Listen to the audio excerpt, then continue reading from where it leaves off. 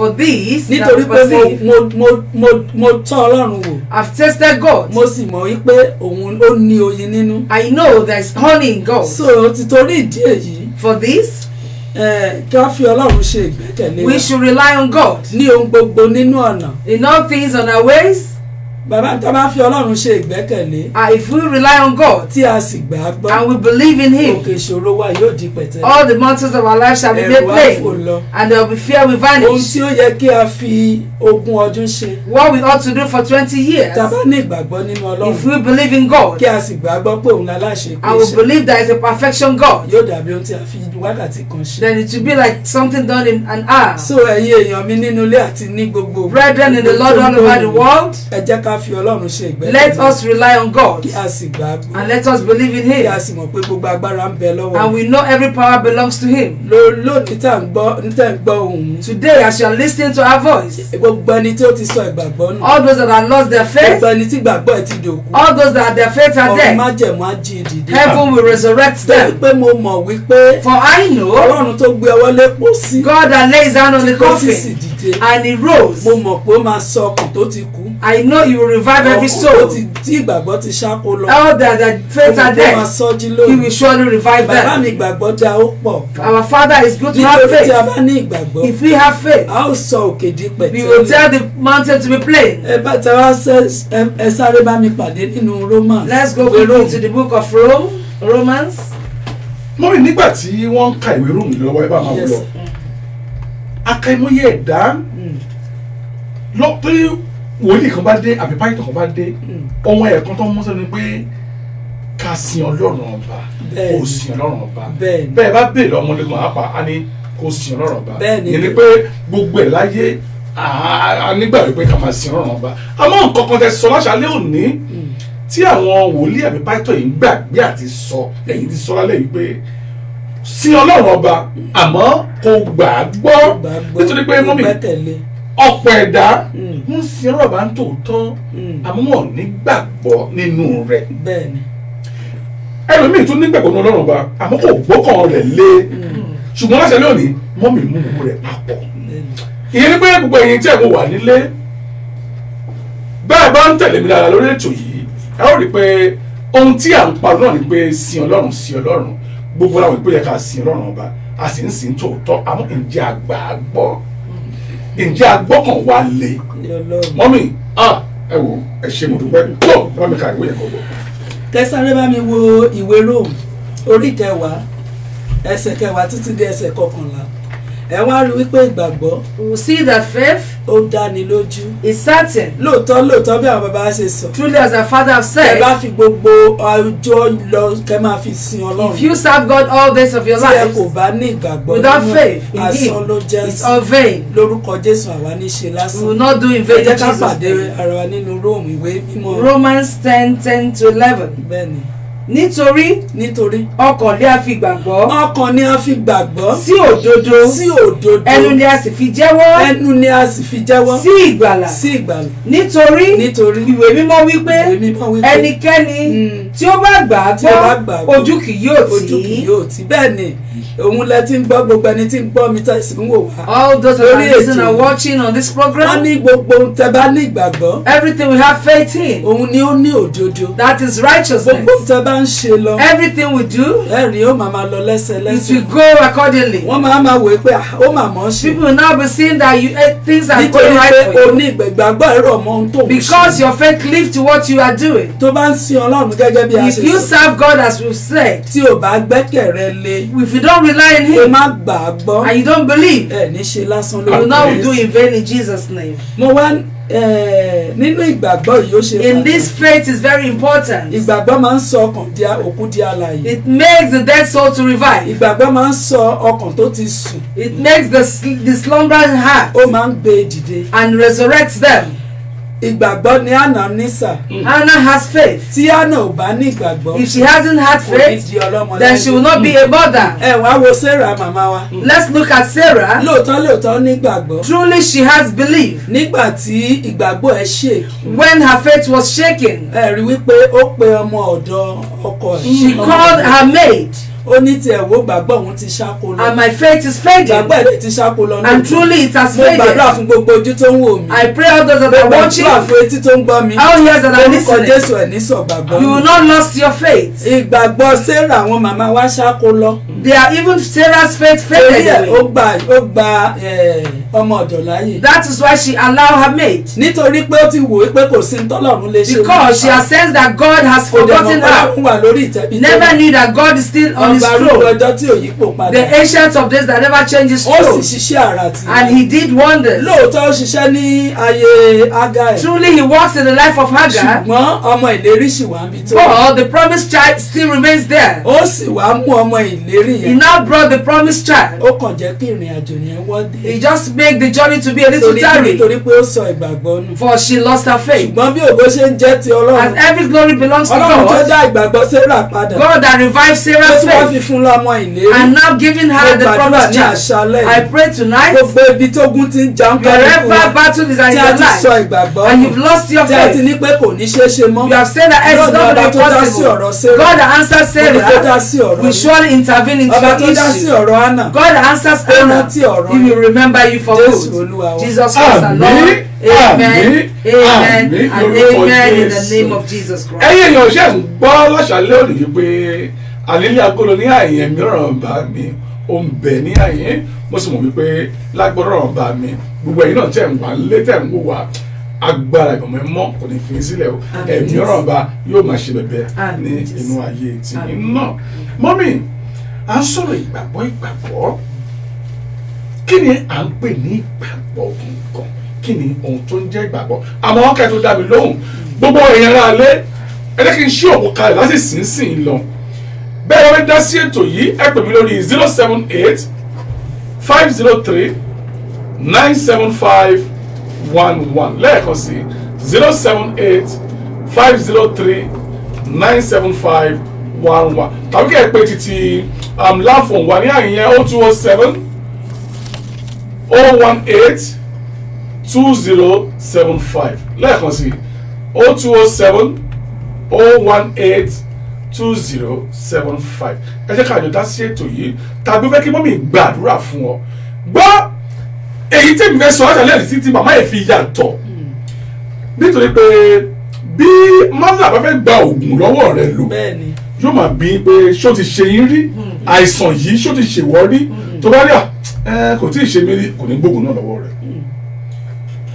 bó o bá fẹ́ pè wọlé màmá tí ń bẹ lórí ìjókòó yìí sẹ́ pé ẹ gbàdúrà fún mi lásán wọn á tún jíṣẹ́ fún wọn ni nítorí pé nígbà tí mo kọ́kọ́ máa pè yín ní àkọ́kọ́ ayé mi ìmọ̀ wọn rí wọn mọ̀ mí rí àdúrà lásán wọn gbà fẹ́ mi àmọ́ yẹn ń parí àdúrà yìí iṣẹ́ sì jáde mẹ́sẹ̀gì oríṣiríṣi tí ẹ̀mí kan mọ̀ òun náà lọ́n tún fún mi ìyẹn ni pé lẹ́yìn àdúrà ẹ ó máa jórí ọ̀fẹ́ kí ló dé ọ̀dà àti bẹ̀rẹ̀ náà nù ẹ̀ lóò kọ̀ọ̀lá. Yes, hello, good evening. Good evening, madam. Well, I'm calling. Can you speak up, please? I'm from Garden of Grace. Oh! Maureen Fisher. Okay, mommy, what me by boss? Hello, Sister Maureen. Hello, Mommy. God bless you. God bless you, ma'am. Okay, should I ask a question? Yes, go ahead. So, my question is the title of the church, Garden of Grace. I'd like you to talk about it, how it came about that name. Okay. The title of that Garden of Grace, ó jẹ́ ọgbà àjàrà oore ọ̀fẹ́. It means the Garden of Grace. Oore ọ̀fẹ́ ni ṣẹ́rí ibi tá ilé ayé tá ń gbé yìí. This earth where we live. Oore ọ̀fẹ́ là ń jẹ. It's only grace that we are enjoying. Ìjọ tí ẹ̀ ń wò yìí. This church you are looking at. Lóòótọ́. Truly. Ojú àlá ni wọ́n ti fún mi. It came to me in my dream. Wọ́n ní orúkọ ìjọ yìí ni Garden of Grace. The name of the ministry came in my dream, Garden of Grace. Wọ́n ní nítorí pé kí ni. Because ilé ayé òde òní. This life of nowadays. Oore ọ̀fẹ́ là ń jẹ. We are only enjoying the grace. So ìdí tí wọ́n fi fún mi ní orúkọ. That is where the name comes from. Ìjọ yìí nìyẹn pé Garden of Grace. The Garden of Grace. Ìjọ ìpéjọpọ̀ oore ọ̀fẹ́. The gathering of grace. So that is the orúkọ yìí. Ó yá mi túmọ̀ ẹ̀ fún wọn nílé ìbò lẹ́kùnrẹ́rẹ́ ohun tó sọ yìí. kó lè yí àǹtí yẹn dáadáa lẹ́kùn rẹ̀. Sister Maureen, you're welcome to the program. Yeah, we thank God. Yeah, you are the first caller in this program. You are highly welcome. Thank you. Yeah, what mommy just told us how the name of the church came about was in her dream. Yeah, I heard that. Yeah, that's what she just said. So that means the name is inspirational. It's not what just. It's not. Sorry. She took a leap of faith and went for it. She believed. Yes. Okay. And that is what we are enjoying, isn't it? Yes. Good. tó ẹ ṣe fún báyìí sáwọn rí ìrè o kéré kàǹkà ó dàbọ̀ àní bó bá pè wọlé tó o bá ní kí mọ́mí gbàdúrà fún ọ dandan ní ẹ̀bùn tí ọlọ́run bá fún wọn náà ní ẹ̀bùn mímọ́ yìí wọ́n gbàdúrà fún ọ wọ́n ó sì gbọ́ iṣẹ́ ìyá látẹnu wọn ẹ wò ó gbogbo ẹ̀dá pọ̀ láyé láti dè mọ́ inú òkùnkùn mọ́mí ẹlòmíì sì máa rìn títì ṣẹ̀kẹ̀ṣẹ̀kẹ̀ wà lọ́wọ́ rẹ̀ bẹ́ẹ̀ni ayé òfojú rí o àmọ́ nú ẹ̀mí òkun lọ́hùn wọ́n dé ni mami ẹ máa ṣiṣẹ́ fún àwọn èèyàn mi lálẹ́ yìí agbára ọlọ́run gbé àmì ọlọ́run bá. God is able. Yes, gẹ́gẹ́ bí ohun tí a kàn fẹ́ nínú ètò nínú What we want into this program is just ìgbàgbọ́ faith. nítorí pé mo mọ̀ pé ọlọ́run máa ń rìn. For I know that God works with authority. mo dẹ̀ mọ̀ pé àṣẹ ọ̀run ń bẹ. Mommy is sure that there's authority, divine authority that will heal us all. lóòótọ́ bẹ́ẹ̀ àwọn bàbá wa ṣe sọ. Truly, according to our father, ọ̀pọ̀ ló ń rìn tẹ́ pé wọ́n ti kú sí. diverse of people are walking, but they are walking dead. ọ̀pọ̀ ògo tó ti yẹ kó bú jáde. Some glory ought to have manifested. ṣùgbọ́n nítorí oore ọ̀fẹ́ ọlọ́run. But because of God's grace, gbogbo wa ń rìn lábẹ́ oore ọ̀fẹ́. we are only enjoying. ṣùgbọ́n mo fi dá yín lójú ní But I'm assuring you tonight, wípé gbogbo ẹni tí ògo ẹ ti kú. all those that are gbogbo ẹni tí a dead, ti pa sí ayé. all those that are walking dead, lónìí ọ̀run á sọ yín. truly heaven shall revive you today. Amen. èyí lè ní jẹ́ o tẹ̀sí múra wa. tó ẹ ló kọ̀lá. Hello. ẹ ló sà. Ẹ kálẹ́ o. ẹ mà kálẹ̀. Yes, màá fẹ́ bá mọ́mí sọ̀rọ̀ ni o. wọ́n ń gbọ́ yín báyìí. ẹ ló bàbá. ta ló ń sọ̀rọ̀. Bùrá Kúnlé ló ń sọ̀rọ̀ mà. wọ́n ń gbọ́ yín. Láti eré. wọ́n ń gbọ́ yín. bàbá mi ẹ kálẹ́ o. Ẹ kálẹ́ mà. ọlọ́run má jẹ̀ má dì yín mú.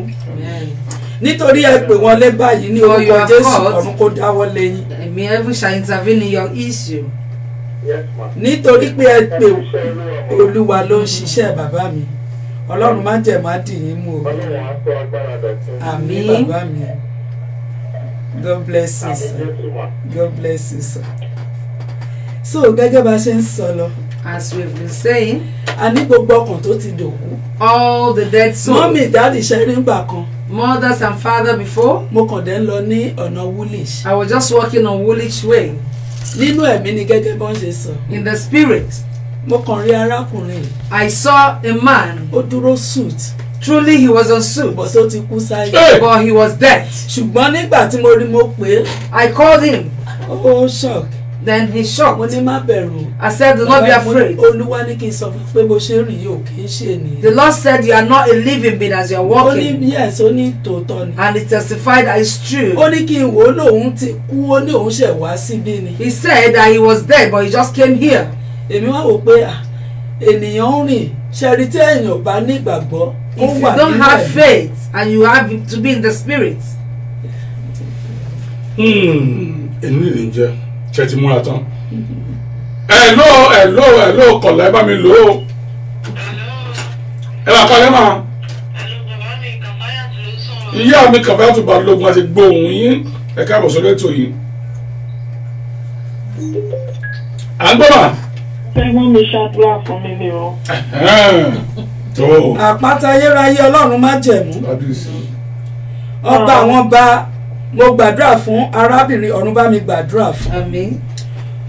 ọba àwọn ọba tó ń pàdé ẹni ní ọjọ́ ìṣòro ó yá bá mi pàdé ọmọ rẹ. Àmín Jésù. gbogbo ibi tó fi àdáwọlé nínú ayé yín ọ̀run kó máa dáwọ́lé. Àmín. mọ́mì mo ní gbogbo kó kọ́bú ẹ̀ kí ẹ mọ nǹkan tó bá ń jẹ́ ohun aláǹtakùn tí ọ̀tá fi ṣe ìgbèkùn mọ́ yín lónìí ọ̀run tú yín sílẹ̀. Àmín Jésù. Àmín Jésù. Mọ́mì ọ̀run wọbẹ̀ lọ ọ̀rọ̀ jáde lónìí àṣẹ tẹ̀lé mo sọ tàṣẹ sínú ogun tó ń jà yìí kó ọ̀run kó fòpin sí. Àmín Jésù. Láti wákàtí yìí lọ oníkẹ̀kẹ́ Fáráò gbógun lọ. Nítorí ẹ̀ gbóhùn yìí gbogbo ogun tó ń jà yìí ọ̀run fòpin sí lónìí. Àmín Jésù. Mọ́mì ọ̀run ní kí n sọ fún pé ká gba àwọn ẹjọ́ kan péré. Ṣé ó ti yé yín mà? Adé tí mo rí tó ń wọ̀ yìí. Mo ti gbọ́ ìyá mi. Olúwa. Ọ̀run má jẹ̀mú ní kí n sọ fún kẹ́ gba àwọn ẹjọ́ kan. Ọ̀run lòun fẹ́ pè yín dìde níbi tí a dè yín mọ́lẹ̀ sí. Ọ̀run lòun fẹ́ tú yín sílẹ̀ níbi tí ayé ti sọ pé ó ti parí fún yín. Mọ́mì ọ̀run má jẹ̀mú ní kí n sọ fún pé kẹ́ gba àwọn ẹjọ́ kan péré. Ẹ sọ fún Ọlọ́run pé gbogbo ibi tí ayé ti sọ wípé tán ti sọ wípé kò ní ṣeé ṣe fún mi. Ní àṣà wákàtí yìí bí mo ṣe ń gbà àwẹ̀ yìí ẹ máa fi síwájú Ọlọ́run ọ̀run ló máa tú yín sílẹ̀. Àmín Jésù. Mọ́mì bí ọ̀run ṣe sọ yẹn lórúkọ Jésù àìsàn ò ní dé bá yín mọ́. Àmín o Jésù. Lórúkọ Jésù mo ní lórúkọ Jésù ọ̀run kó dáwọ́ lé yín. Àmín Jésù. Ẹ gbàwẹ́jọ́ kan. Àmín Jésù. Mọ́mì ẹ gbàwẹ́jọ́ kan ẹ sì rí ìjẹ́rìí sí agbára Ọlọ́run. Ìyá mi tó bá yá tún kẹ́ tó béèrè béèrè kankan. Nígbà tí mọ́mí ń gbàdúrà yìí ṣé ń gbọ́ mà? Mo ń gbọ́. Mọ́mí sọ ọ̀rọ̀ kan ní àdúrà yẹn ni pé adé kan tó ń ṣe kí ni Bẹ́ẹ̀ ni adé ẹ bá mi wọn. túmọ̀ rẹ̀ fún wọn. Ṣé ẹ mọ ìtumọ̀ adé màmá mi? Hello. Adé. Bẹ́ẹ̀ ni adé èyí ni iṣẹ́ rí. Adé jẹ́ kí obìnrin kó lọ́kọ. Kábíyèsí Ọlọ́run. Ṣé ó ti yé yín mà? Ọkọ jẹ́ adé orí obìnrin. Ṣùgbọ́n adé orí yẹn tó ń yẹ̀ ẹ́ ṣe mọ̀ pé ó kù díẹ̀ káàtó. Lórúkọ Jésù adé orí yín tí ọ̀tá ti ṣí lórí yín mo nílò ọ̀run kó dá padà. Àmín Jésù. Àmín Jésù. Mọ́mì ẹ lọ gbà àwẹ̀ yẹn mà ẹ wàá gbégbá ọpẹ́. Àmín. God bless you. Ṣé ìyá mi? Ṣé ní béèrè kan àbẹ́ẹ̀ ni? Ó ti yé mi bàbá yìí.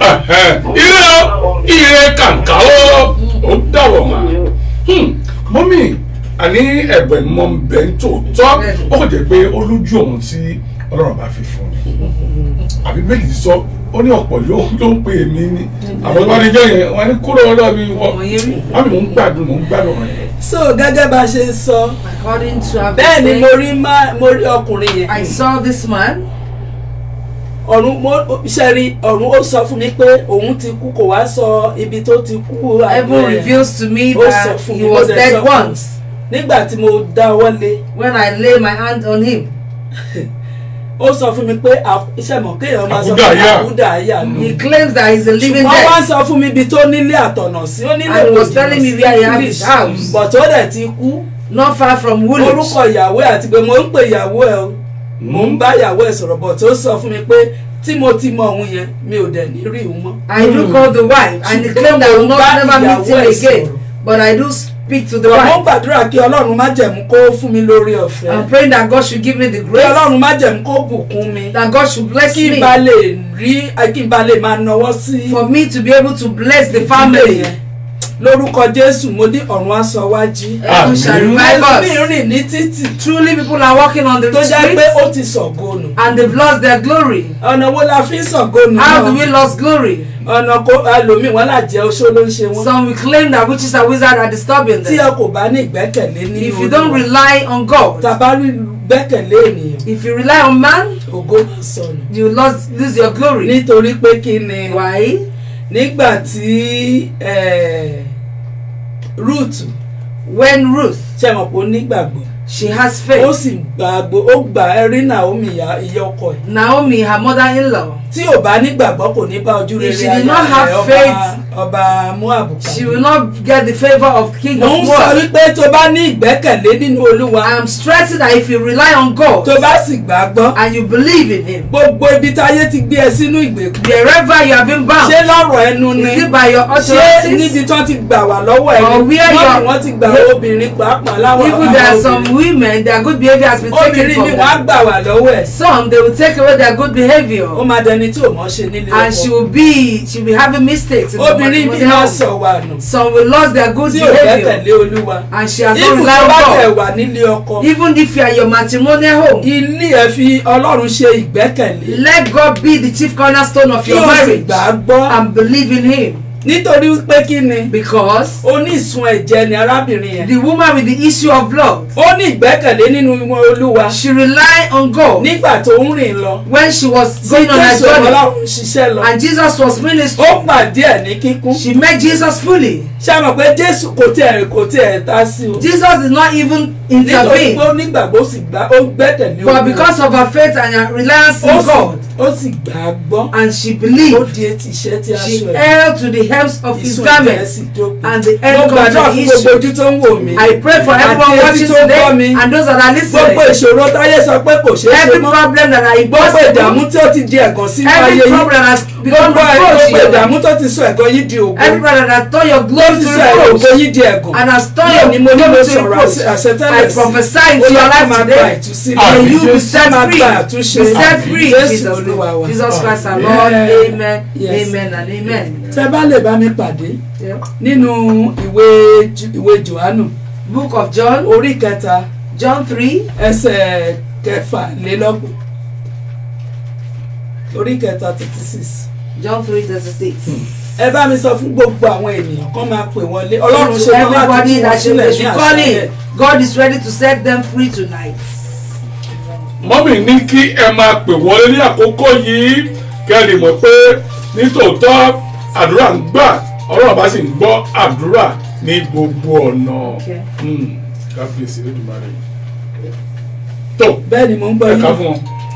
John 3:36. bẹ́ẹ̀ ni ẹ má pè nọ́mbà tí mọ́mì ẹ pè studio nọ́mbà ẹ pè studio nọ́mbà. Ẹni tí ó bá gba ọmọ gbọ́, ẹni tí ó bá gba ọmọ gbọ́ ó ní ìyà ìnípẹ̀kun. ó ní ìyà ìnípẹ̀kun. Ẹni tí kò bá sì gba ọmọ gbọ́, ẹni tí kò bá sì gba ọmọ gbọ́ kì yóò rí ìyè. kì yóò rí ìyà ìnípẹ̀kun. Ṣùgbọ́n ìbínú Ọlọ́run ìbínú ń Ọlọ́run bẹ lórí rẹ̀. bẹ́ẹ̀ ni ó dá He that believeth on the Son bẹ́ẹ̀ ni hath everlasting life, bẹ́ẹ̀ ni. and he that believeth not on the Son shall not see life, but the wrath of God added on him. lórúkọ Jésù ànírí ìbínú Ọlọ́run. Àmín. mo máa ń sọ fáwọn ènìyàn mo I ní do iṣẹ́ say ìlú to Ọlọ́run people, God òun ló burú jù o. is most nítorí pé wicked kí ni because tó bá ti sọ̀rọ̀ ẹ̀ once he says kò sí ó lọ bẹ́ẹ̀. and it goes like ṣẹ́rí that. tí wọ́n bá sọ pé bóyá èṣù àbí nǹkan kan ń bá yàn People are claiming that Satan is disturbing you. bẹ́ẹ̀ ni. ẹ ló kọlá ẹ máa ká lẹ́ ìta ló ń sọ̀rọ̀ ẹ kú ètò ètò rẹ o mo fẹ́ kí mọ́mì wà ní Olúwa ni. mo ń gbọ́. ẹ pẹ̀lẹ́ ìyá mi ẹ kálẹ́ mọ́mì. ẹ kálẹ́ ìyá mi ẹ pẹ̀lẹ́ ẹ kúṣẹ́ Olúwa ma. Olúwa ló ń mọ́mì ṣiṣẹ́ Tọ́pẹ́ ló ń sọ̀rọ̀. àdúrà yá gbà màmá mi Àmín. lórúkọ Jésù ọ̀run á dáwọ́ lé yín o ẹ ní wà bákan náà mọ́ o Jésù Olúwa wa God bless you. Yes, Mama So, Testa. amen. Ẹ kúṣẹ́ o. thank you so much mọ́mì ẹ máa kú ẹ Jáde sọ́lá Ọlátúnjí ló ń sọ̀rọ̀. Jádesọ́lá Ọlátúnjí tó ẹ ṣe Àwa ni ti yín. ẹ̀yin ti fẹsíkà gangan rèé ẹ ṣe mo dúpẹ́ o God bless you ma ire lójú owó rí mà ire lójú tí náà yóò máa rí o Àmín. ire o ire kàkà Ire kà. ó dàbọ̀ àwọn tèmi gangan náà wọ́n jọ iná tó agbádùn yìí mọ́mì agbádùn yìí. so gẹ́gẹ́ bí a ṣe ń sọ lọ ṣe rí ẹ bá mi ka bẹ̀yẹ náà lẹ́kọ̀ọ́ sí.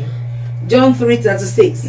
Ẹni tí ó bá gba ọmọ gbọ́, bẹ́ẹ̀ ni ó ní ìyà bẹ́ẹ̀ ìnípẹ̀kun. ni ẹ ṣe òyà Ẹni tí kò bá sì gba ọmọ gbọ́, Bẹ́ẹ̀ni. kì yóò rí ìyè, ṣùgbọ́n ìbínú Ọlọ́run bẹ lórí rẹ̀. lórúkọ Jésù ànírí ìbínú Ọlọ́run. Shall not experience God's wrath. ṣe rí gẹ́gẹ́ mo ṣe ń sọ lọ Ọlọ́run ló According burú to jù. my saying, Òun God dùn so sí. wicked and is nítorí enjoying pé to tó bá ti worship sọ him. òfin ẹ̀ Once he has kò laid sẹ́ni his tó lè yí commandment, padà. nobody can ó ní trespass. when God says yes Nobody can Tí Ọlọ́run bá ní bẹ́ẹ̀ ni ẹnikẹ́ni ò lè ní ṣe rí bẹ́ẹ̀ tí kọ́. a bá sọ pé èṣù ń báyàn jẹ If you claim that Satan is waging war, he's just accuser of brethren. ó dáa kí olùfisùn ó báyàn kó fi ẹjọ́ ènìyàn sùn. When the accuser is accusing you, it's better go to God. kó o sì wá bá a sọ. And talk to o God. mọ̀ wípé Ọlọ́run ti ń gbani. I know God that saves one. gbani lọ́jọ́ Time of trouble. yóò sì gbà ọ́ He là. surely save you. nítorí pé ìgbàgbọ́ rẹ Because your faith àti ìgbẹ́kẹ̀lé rẹ and your reliance in Him, wà láyọ̀ nínú and you have joy in the Lord. ìbínú Ọlọ́run ó ṣeun tí ó jẹ́ pé ẹ̀gbọ́n ó sọ nínú ìwé mímọ́. Said in the Holy ó Book, ní gbogbo nǹkan tí òun dá. everything that He has made gbogbo ẹ̀ dáradára ni. perfect. kí làwọn ènìyàn ń fẹ́. What do we want, man? We want the grace, ṣùgbọ́n àwa ń tàsé ìgbàgbọ́. but we deviate or we àwa máa deviate wò from our pé faith. a lè ṣe ohun gbogbo. We believe that we can do all things nínú agbára wa. by our power. ta ló ní agbára. Who owns the ó power? ní ta ló ní ohun gbogbo. He said He owns all Bí kò things. ṣe Ọlọ́run. If not the Lord, ẹgbẹ́tẹ̀lé Olúwa. rely on sì God gbàgbọ́. and have faith in Him. lórúkọ Jésù. The name of Jesus, ìgbàgbọ́ yóò ní ṣàkóso. our Amen. faith will not die. wọ́n ní ká gbẹ́kẹ̀lé Ọlọ́run ọba kí a sì gbà á gbọ́ nítorí pé bó o bá ti ní ìgbàgbọ́ nínú Ọlọ́run ọba o ti ní ohun gbogbo. má kọ̀ mú láàbọ̀ o má gbẹ́kẹ̀lé Ọlọ́run ọba lásán àní kó o tún gbà á gbọ́ bó o bá ti gbà á gbọ́ o ti ní ohun gbogbo nìyẹn. tó ẹ ló kọ̀ọ̀lá o ẹ bá mi lò ó. ẹ ló sà ẹ bá kalẹ̀ orí ètò lẹ́wà yìí. mo fẹ́ bá mọ́mí sọ̀rọ̀. wọ́n ń gbọ́ yín. ẹ pẹ̀lẹ́ bàbá mi ẹ kalẹ́ sá o. ẹ kalẹ́ mọ́. Ọlọ́run má jẹ̀ máa jẹ́wọ́ rẹ̀ nínú ayé yín sá o. àmúrúmà. ẹ pẹ̀lẹ́ bàbá mi. yes mo fẹ́ kẹ́ gbàdúrà. alágbára ńlá kó gbàdúrà fún yín. àmín. ọba àwọn ọba kó gbàdúrà fún yín. Amen. bàbá kẹ́ tó gbàdúrà kí n tó parí àdúrà ọ̀run ní kí n sọ fún yín pé bàbá mi ẹ làjà ọ̀run ní kẹ́ ẹ làjà. kí n làjà. bẹ́ẹ̀ ni ó ní kí ẹ làjà alágbára ńlá kó bàbá gbàdúrà yìí mí fún kanlẹ̀. ẹ̀mí mímọ́ ọba tí ń fúnni lọ́kàn balẹ̀ kó fún yín lọ́kàn balẹ̀. Amen. bàbá yìí mo gbàdúrà gbogbo ohun ìní yín tó ti sọnù ọ̀run kó dá padà fún yín. Amen. nítorí pé ẹ̀ ń gbọ́ ohun yìí lábẹ́ ọ̀run yìí lónìí ní orúkọ Jésù ọ̀run kó ṣí ọ̀run yín. Amen. bójú ògo yín tó ti tì ọ̀run ṣí lónìí o. Amen. Jésù. Jésù Olúwa wa. Amen. Amen. Amen. Ní orúkọ Jésù. dáàdì mi ọ̀run ní kí n sọ fún pé kẹ́ làjà sà. kí n làjà. bẹ́ẹ̀ èyí ni pé tó bá ní ẹ bá àwọn ènìyàn làjà ẹ ní ọkàn ṣé ó yẹ yín ẹ ní ọkàn mi ìdáríjì yes ẹ̀mí ìdáríjì ṣé ó yẹ yín sà nítorí pé ẹ bèrè pé kí ni ìtumọ̀ ìdáríjì mi ìdáríjì mo fẹ́ dáríjì ènìyàn fún kí ọmọ ènìyàn bá lè rí ògo nítorí ògo ọmọ ènìyàn ń ṣàn ṣùgbọ́n ọmọ ènìyàn ibi tó yẹ kó kọjú sínú ògo ẹ̀yìn ló kọ síbẹ̀. Ọlọ́run májẹ̀mú ní pé kóun bá lè ṣe gbogbo ẹ̀ láṣẹ pé ó ní ẹ ní ẹ̀mí ìdáríjì ṣé ó ti yé yín tí èsà tí ò bá yé yín ẹ lè gbáko mi kẹ pàdé mi ní. ọ̀dà àǹfààní rẹ̀ ẹ jẹ́ kí n pe nọ́mbà mọ́mì gangan jáde kí gbogbo ayé gbọ́ ní àkókò yìí ẹ lè pè wọ́n àmọ́ lẹ́yìn ètò yìí ní kẹ́ ẹ pe mọ́mì gangan tẹ́ bá fẹ́ pè wọ́n ẹ pè wọ́n sílé agbóró ní àyè bẹ́ẹ̀ bá sì fẹ́ pè wọ́n lẹ́yìn ètò nọ́mbà mọ́mì rẹ̀ o 078 ṣé ń gbọ́ sà 505 78 849 ẹ tó pè sà. 078 505 78 849. bẹ́ẹ̀ ni tó ẹ pè wọ́n lẹ́yìn ètò yìí nítorí pé gbogbo ọ̀rọ̀ kan ló lè sọ lórí afẹ́fẹ́ tẹ́ bá pè wọ́n lẹ́yìn ètò wọn á dálẹ̀ fún yín dáadáa lẹ́kùnrẹ́rẹ́ tó ire kàǹkà ó dàbọ̀. so gẹ́gẹ́ bí a ṣe ń sọ lọ ìyá mi bàbá mi kí là ń sọ lọ àkọlé wa ní àkọlé wa ní fi Ọlọ́run ṣe. ẹ má pè wọ́n mì sẹ́ ok ẹgbẹ́ yẹn try wọ́n flash ẹ̀ wò àwọn ẹ má pè wọ́n báyìí ẹ jẹ́ ká parí rẹ̀ tó pè wọ́n. fi Ọlọ́run ṣe ìgbẹ́kẹ̀lé rẹ kí o sì rely on God and believe in Him. bàbá mi ìyá mi ti ní tó ń gbọ́ mi etí tó ń gbọ́ mi. Brethren that are listening to us. ọkọ àti ìyàwó náà ọkọ iṣẹ́ mọ̀ lóòótọ́ wọn ní ohun tí a bá sopọ̀ kí ẹnikẹ́ni kí ó má ṣe. Whatever is joined together no one ṣe rí should pé put láìsí asunder. ìgbàgbọ́ láàrin ọkọ àti ìyàwó. Without faith between kí couple. wọ́n gba ara wọn gbọ́ wípé. For them to trust in each ọkọ other. mi wà fún mi ìyàwó mi wà My fún mi. husband, my wife is there for me. ṣe mọ̀ wípé ilé yẹn o Ọlọ́run jẹ́ kí ilé tòrò. That house we have. àìnígbàgbọ́ tí a kò gba àìgbẹ́kẹ̀lé Olúwa. Not being reliant on tí a God. kò sì gba Ọlọ́run gbọ́. And we don't have faith in God.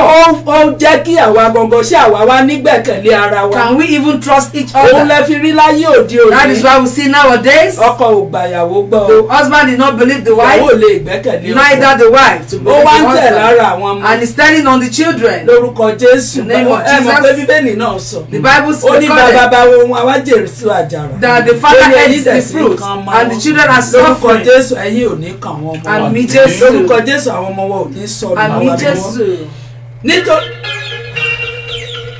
ẹgbọ́n ìgbọ́ àníkẹ́ máa ń pè ní sí yín ẹ̀yin ètò lẹ́lẹ̀ pé wọ́n sí ẹjẹ́ àparí ètò lókè tó pe mọ́ mì èèwọ̀n láǹfààní àti gbé aago wọn ní àkókò yìí àgbọ̀n wọn.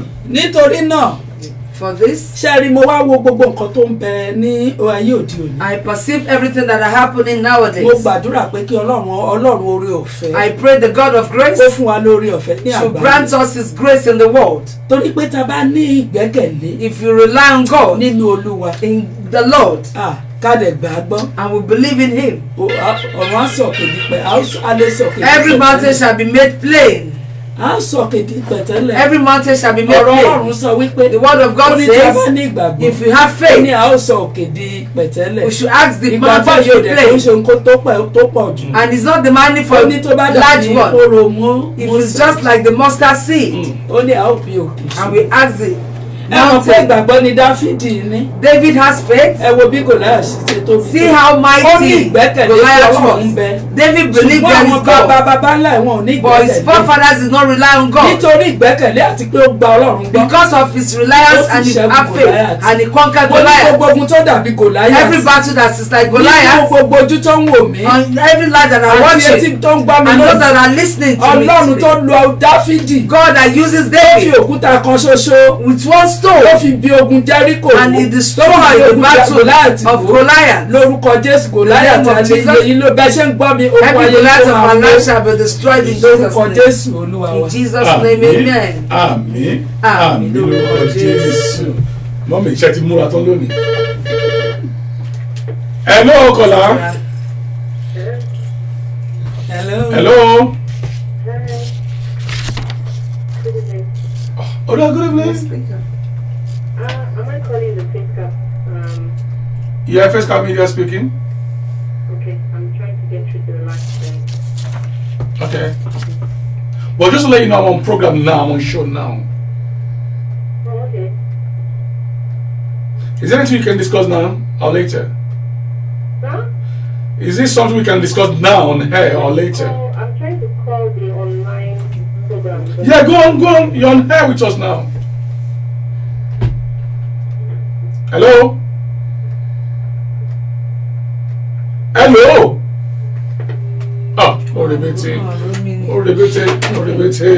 Tó o mọ bí ẹ̀kọ́ àtúntò látàárọ̀ gbogbo ẹgbẹ́ ìsọ ìyẹ̀wò inú mi ń dùn ṣe ni ayọ̀ tèmi ń kún dáadáa nítorí pé mò ń gbóòótọ́ ọ̀rọ̀ ní àṣálẹ́ òní bíbà tí pé mọ́mì kan wọ́n fi ọ̀rọ̀ Ọlọ́run bá bú bọ́ wa wọ́n sì ń fún wa ní ẹ̀mí ìrètí àti ẹ̀mí ìgbàgbọ́ nínú Ọlọ́run ọba ẹ ṣé mo dúpẹ́ agbára ẹ̀bẹ̀ mọ́nà ò sì ní fi í sílẹ̀ mọ́mì Àmọ́kẹ́ tó tẹ̀síwájú fẹ́ bèrè ńlá kan lọ́wọ́ yìí ẹ ṣàánú méjì ọ̀dà ẹ lọ ọkọ̀ láwọ̀ ẹ má nípa ẹ lò ó wọ́n lò ẹ ká lẹ́wà Ẹ kálẹ́ o. tó orí ètò lẹ́wà yìí. Mo fẹ́ kí mọ̀dà Adéhùn mi o. Wọ́n gbọ́. Mo lọ sọ̀rọ̀. ẹ ló mà. Mọ́mí ẹ kálẹ́ mà. ẹ kálẹ́ ìyá mi o Ọlọ́run má jẹ̀ má gbàdúrà fún yín o olórí ayé àdìyín mú mà. mo gbàdúrà fún yín mọ́mì ọ̀run kó gbàdúrà fún yín. ọba tó ń fi ọkàn ènìyàn balẹ̀ níbi tọkàn ti ń gbóná kó fi ọkàn yín balẹ̀. olórí ayé kó jà fún yín màmá gbogbo àdágbé àdásọ yìí ọ̀run lórúkọ Jésù ọba tí máa ń bá ní gbẹ́rù kó bá yí gbé ẹrù náà lórúkọ Jésù mo fi ogun àìsàn bú nínú ìdílé yìí ọ̀run kó bá mi fi bú o lórúkọ Jésù àìsàn tó ń jà ọkọ tó lè rọ́kọ tó lò máa jà lórí ọ̀run fi bú lónìí màmá lórúkọ Jésù ọ̀run kó nawọ́ agbára sínú ayé yín Jésù Olúwa wa mọ́mì ọ̀rọ̀ ìyá mi mà ọ̀run ní kí n sọ fún yín mọ́mì ó ní kẹ́ ẹ jọ̀wọ́ mà ó ní ẹ lọ fi ọkàn balẹ̀ ọkàn yín pòǹgbẹ ọkàn yín pòǹgbẹ tẹ̀ wọ́n pé báwo ni mo ṣe lè ṣe ọ̀run májẹ̀mú ní kí n sọ fún yín mọ́mì pé bẹ́ẹ̀ ṣe ń gbóhùn yín láṣálẹ̀ yìí ọ̀run ló máa rọ̀jò ìtùnú sínú ọkàn yẹn mọ́mì ọ̀run májẹ̀mú ní kí n sọ fún yín o ó ní ẹ máa gbàdúrà wípé mọ́mì ògo tẹ̀ ń wò yìí ògo yìí máa dé ṣùgbọ́n ẹ gbàdúrà pé Olúwa fi ọkàn mi balẹ̀ nítorí pé àwọn pé ayé ń wò mí mọ́ Ọlọ́run lára nítorí pé Ọlọ́run ń sọ fún mi wípé lọ́wọ́lọ́wọ́ ẹ̀mí yẹn ní kí n sọ fún yín pé ẹ fi ọkàn yín balẹ̀ ó yóò di Ọlọ́run níbi tóun ti di Ọlọ́run lórúkọ Jésù Ọlọ́run májẹ̀mú á di Ọlọ́run kí lẹ fẹ́ ká gbàdúrà ní lórí mà ọ̀hún náà ṣe ti rí Ọlọ́run ẹ̀rí àánú Ọlọ́run gbúdọ̀ dìde fún yín òun ló fi ní pé kí ẹ fọkàn balẹ̀ ohun tí ò tó ń bọ̀ wá ṣẹ́kù àánú Ọlọ́run ò sì wá ní dágbére fún yín Jésù Olúwa wa. àmín o àmín lórúkọ Jésù ó dàbọ̀ mà tó mọ́mì gẹ́gẹ́ bí ìbéèrè tí mo fẹ́ béèrè ilé ayé yìí ènìyàn burúkú ti pọ̀ jù mọ́mì ẹ sọ ní ọ̀rọ̀ ilé ẹ̀kọ́ ní Ọlọ́run sọ pé gbogbo ohun tó ń dá ẹ dàbí pé máa pa àwọn fóònù yìí díẹ̀ náà hello kọ̀lá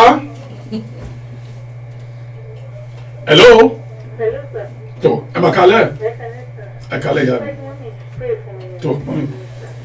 àpáta ayérayé Ọlọ́run ọ̀rọ̀ gbàdúrà fọ́mọ rẹ̀ ọba àwọn ọba aláṣẹ pèsè kó gbàdúrà fún yín mọ́mì aṣọ ẹ̀gàn yín lónìí ọ̀run sọ́dọ̀gùn àmín Jésù mọ́mì mo ní aṣọ ẹ̀gàn yín lónìí ọ̀run sọ́dọ̀gùn àmín Jésù gbogbo ibi táyé ti rò pé ó ti pin fún yín lónìí ọ̀run kó bẹ̀rẹ̀ iṣẹ́ fún yín àmín Jésù mọ́mì mo ní ìlú yìí ọ̀run fàyè gbà yín àmín Jésù ọwọ́ agbára ńlá tí ń pínre kó pínre kàn yín lónìí o Jésù mọ́mì ọ̀run májẹ̀mú ní kí n sọ fún yín mà ó ní ṣe rí on the 27th of this month Olúwa ní kí n sọ fún yín pé ẹ gbà àwẹ̀jọ́ kan àwẹ̀ tẹ́ máa gbà yẹ wà gẹ́gẹ́ bí òun ọba ṣẹ̀dá dẹ́dà ṣe dá yín sílé ayé ó ní kẹ́ gbàwẹ̀ wípé aṣọ ògo mi tó ti sọnù aṣọ ògo mi táyé ti gbà lára mi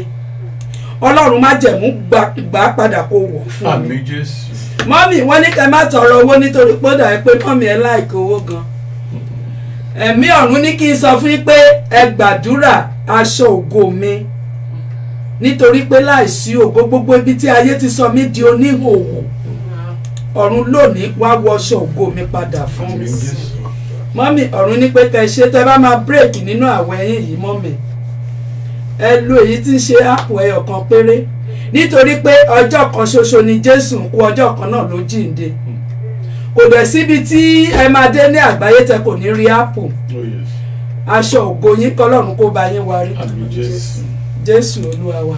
àmín àmín àmín lórúkọ Jésù tó ìyá mi ṣe ti gbọ́ dáadáa báyìí tó ire o ire kàǹkà dàbọ̀ tó mọ́mì ìdí sáré béèrè ìbéèrè mi kọ́ tó pè wọlé mo ní ayé burú gan bẹ́ẹ̀ni Ọlọ́run sì ní gbogbo tó ń dá dáadáa rẹ̀ ìyẹn ni pé káà tó wá sáyé ó ti mọ̀ wá ó nígbà tá à ń bẹ inú ìyá wa olóhùn ti mọ̀ wá ìyẹn ni pé dídá tó dá ìdá wá sáyé kó wá ṣe rere ni àmọ́ gbàtà wá délé ayé tán ni ayé ń yí ògùn ẹ̀dá padà mọ́mì báwo la ṣe mọ ẹni ènìyàn tí ayé ti gba ògo rẹ̀ báwo la ṣe ń dànù. lóòótọ́ wọ́n ní ara kò lè ṣe ẹ̀mí ló lè ṣe. The flesh cannot do it but the spirit. ó ní sàmúgbà kan lòun lọ lòun yóò rán olùdíje. He said he's going, he's going to send the comforter. Gẹ́gẹ́ bí mo ṣe sọ ara ò lè ṣe ẹ̀mí. As I said earlier, the flesh cannot. lóòótọ́ kí a tó lè dání tí ayé ti gba ògo lọ́wọ́ ẹ̀. Before you can know the person's soul that has been taken. Dáàdì ṣe rí Lásárù.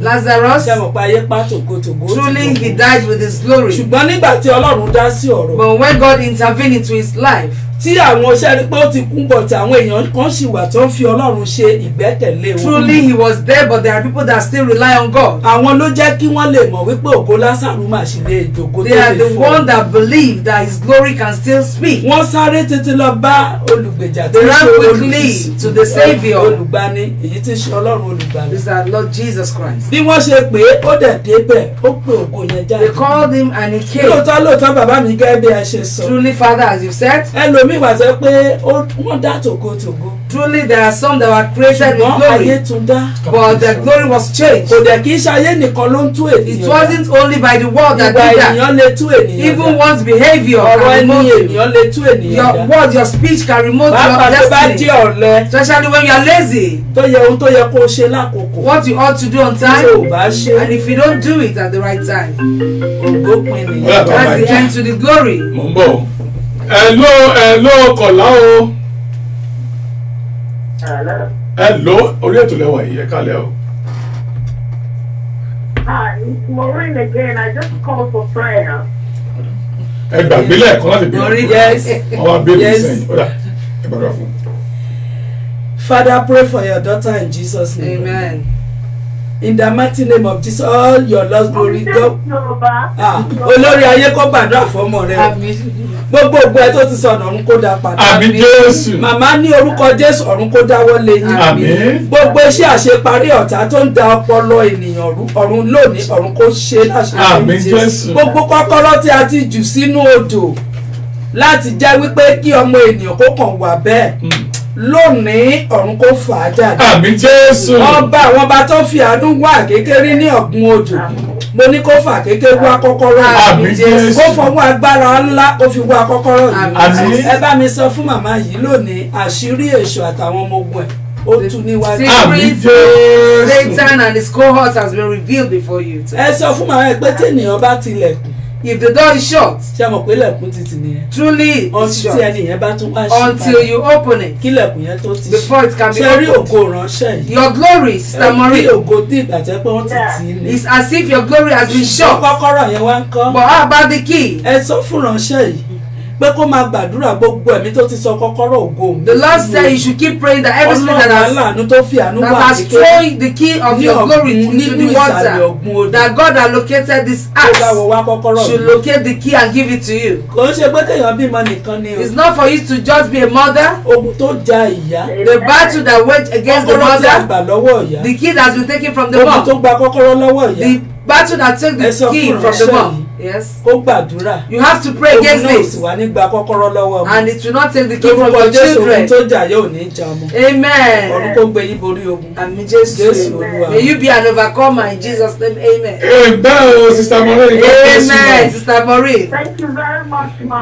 Thank you. Take care. You. Much love. Yeah, I can feel the happiness in you. Maureen. Okay, ó dàbọ̀ o. Thank you.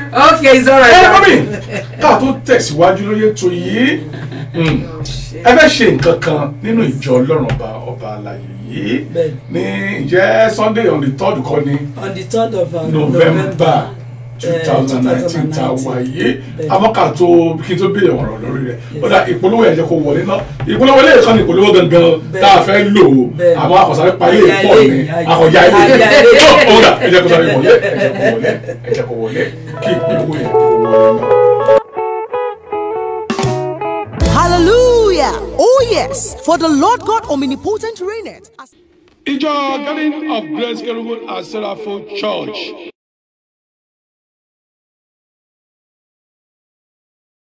Gbọ́ anádùúrà sì ń gbà ní ọ̀dọ̀ Ọlọ́run ọba àwa kankan la ò sin bàbá bíi tàtijọ́ nítorí pé àdúrà tẹ́ rí yìí ó ń gbà bíi títí àtijọ́ a fi àkókò yìí pé onílé àpè àlejò a ní à ń pe ọkùnrin à ń pe obìnrin bẹ́ẹ̀ ni à ń pe ọmọdé à ń pe àgbàlagbà ẹ wá bá wa ṣe àjọ̀dún wa o ní ọjọ́ Sunday ìyẹn Sunday the 3rd of November ní ọdún tá a wà yìí ní dédé aago 2 ọ̀sán àní àdúrà ń gbà nínú ìjọ wa ìjọ tí ọ̀rọ̀ màmí gbé kalẹ̀ sórí àpáta rèé ilẹ̀ mìíràn ìyanrìn ni ẹ jáde wá o níbo ni a ti fẹ́ ṣe àjọ̀dún yìí àní yóò wáyé ní 201 Groove St. London 201 Groove St. London postcode SEA 3PG ẹ lè pe àwọn màmá wa fún ẹ̀kúnrẹ́rẹ́ àlàyé ẹ pè 078 505 78849 tàbí ká ẹ pè nọ́mbà yìí o 074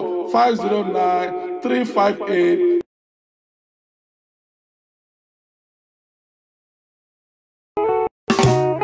Hallelujah! Oh yes, for the Lord God omnipotent reigneth.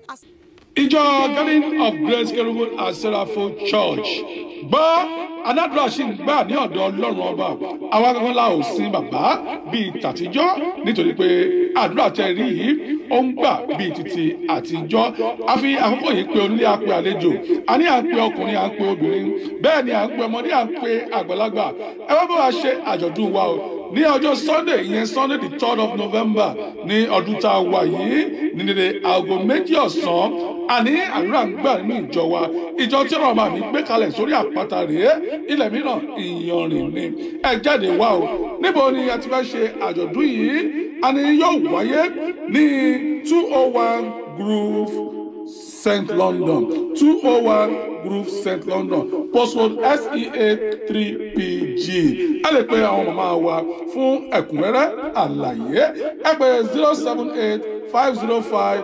78849 tàbí ká ẹ pè nọ́mbà yìí o 074 509 35825. Ire báyìí ni Ọlọ́run ọba wa, ayọ̀ ni Ọlọ́run ọba wa, ìlú ni Ọlọ́run ọba wa. Ẹ wá bá wa yin Ọlọ́run ọba lógo fún oore kàǹkà yìí tó ń ṣe nínú ìjọ wa. A ní ìjọ Garden of Grace Cherubim and Seraphim Church. Àdúrà ṣe ìgbà bíi títí àtijọ́. Ẹ ṣé o. Hallelujah! Oh yes, for the Lord God omnipotent reigneth. Ìjọ Garden of Grace Cherubim and Seraphim Church gbọ́ anádùúrà sì ń gbà ní ọ̀dọ̀ Ọlọ́run ọba àwa kankan la ò sin bàbá bíi tàtijọ́ nítorí pé àdúrà tẹ́ rí yìí ó ń gbà bíi títí àtijọ́ a fi àkókò yìí pé onílé àpè àlejò a ní à ń pe ọkùnrin à ń pe obìnrin bẹ́ẹ̀ ni à ń pe ọmọdé à ń pe àgbàlagbà ẹ wá bá wa ṣe àjọ̀dún wa o ní ọjọ́ Sunday ìyẹn Sunday the 3rd of November ní ọdún tá a wà yìí ní dédé aago 2 ọ̀sán àní àdúrà ń gbà nínú ìjọ wa ìjọ tí ọ̀rọ̀ màmí gbé kalẹ̀ sórí àpáta rèé ilẹ̀ mìíràn ìyanrìn ni ẹ jáde wá o níbo ni a ti fẹ́ ṣe àjọ̀dún yìí àní yóò wáyé ní 201 Groove St. London 201 Groove St. London postcode SEA 3PG ẹ lè pe àwọn màmá wa fún ẹ̀kúnrẹ́rẹ́ àlàyé ẹ pè 078 505 78849 tàbí ká ẹ pè nọ́mbà yìí o 074 509 35825. Ire báyìí ni Ọlọ́run ọba wa, ayọ̀ ni Ọlọ́run ọba wa, ìlú ni Ọlọ́run ọba wa. Ẹ wá bá wa yin Ọlọ́run ọba lógo fún oore kàǹkà yìí tó ń ṣe nínú ìjọ wa. A ní ìjọ Garden of Grace Cherubim and Seraphim. Hallelujah! Oh yes, for the Lord God omnipotent reigneth. Ìjọ Garden of Grace Cherubim and Seraphim Church gbọ́ anádùúrà sì ń gbà ní ọ̀dọ̀ Ọlọ́run ọba àwa kankan la ò sin bàbá bíi tàtijọ́ nítorí pé àdúrà tẹ́ rí yìí ó ń gbà bíi títí àtijọ́ a fi àkókò yìí pé onílé àpè àlejò a ní à ń pe ọkùnrin à ń pe obìnrin bẹ́ẹ̀ ni à ń pe ọmọdé à ń pe àgbàlagbà ẹ wá bá wa ṣe àjọ̀dún wa o ní ọjọ́ Sunday ìyẹn Sunday the 3rd of November ní ọdún tá a wà yìí ní dédé aago 2 ọ̀sán àní àdúrà ń gbà nínú ìjọ wa ìjọ tí ọ̀rọ̀ màmí gbé kalẹ̀ sórí àpáta rèé ilẹ̀ mìíràn ìyanrìn ni ẹ jáde wá o níbo ni a ti fẹ́ ṣe àjọ̀dún yìí àní yóò wáyé ní 201 Groove St. London 201 Groove St. London postcode SEA 3PG ẹ lè pe àwọn màmá wa fún ẹ̀kúnrẹ́rẹ́ àlàyé ẹ pè 078 505 78849 tàbí ká ẹ pè nọ́mbà yìí o 074 509 358 Ire báyìí ni Ọlọ́run ọba wa, ayọ̀ ni Ọlọ́run ọba wa, ìdùnnú ni Ọlọ́run ọba wa. Àwọn bá wa yin Ọlọ́run ọba lógo fún oore kàǹkà yìí tó ń ṣe nínú ìjọ wa. A ní ìjọ Garden of Grace Kerubu and Seraphim Church. Àdúrà ṣe ìgbà bíi títí àtijọ́. Ẹ ṣé o.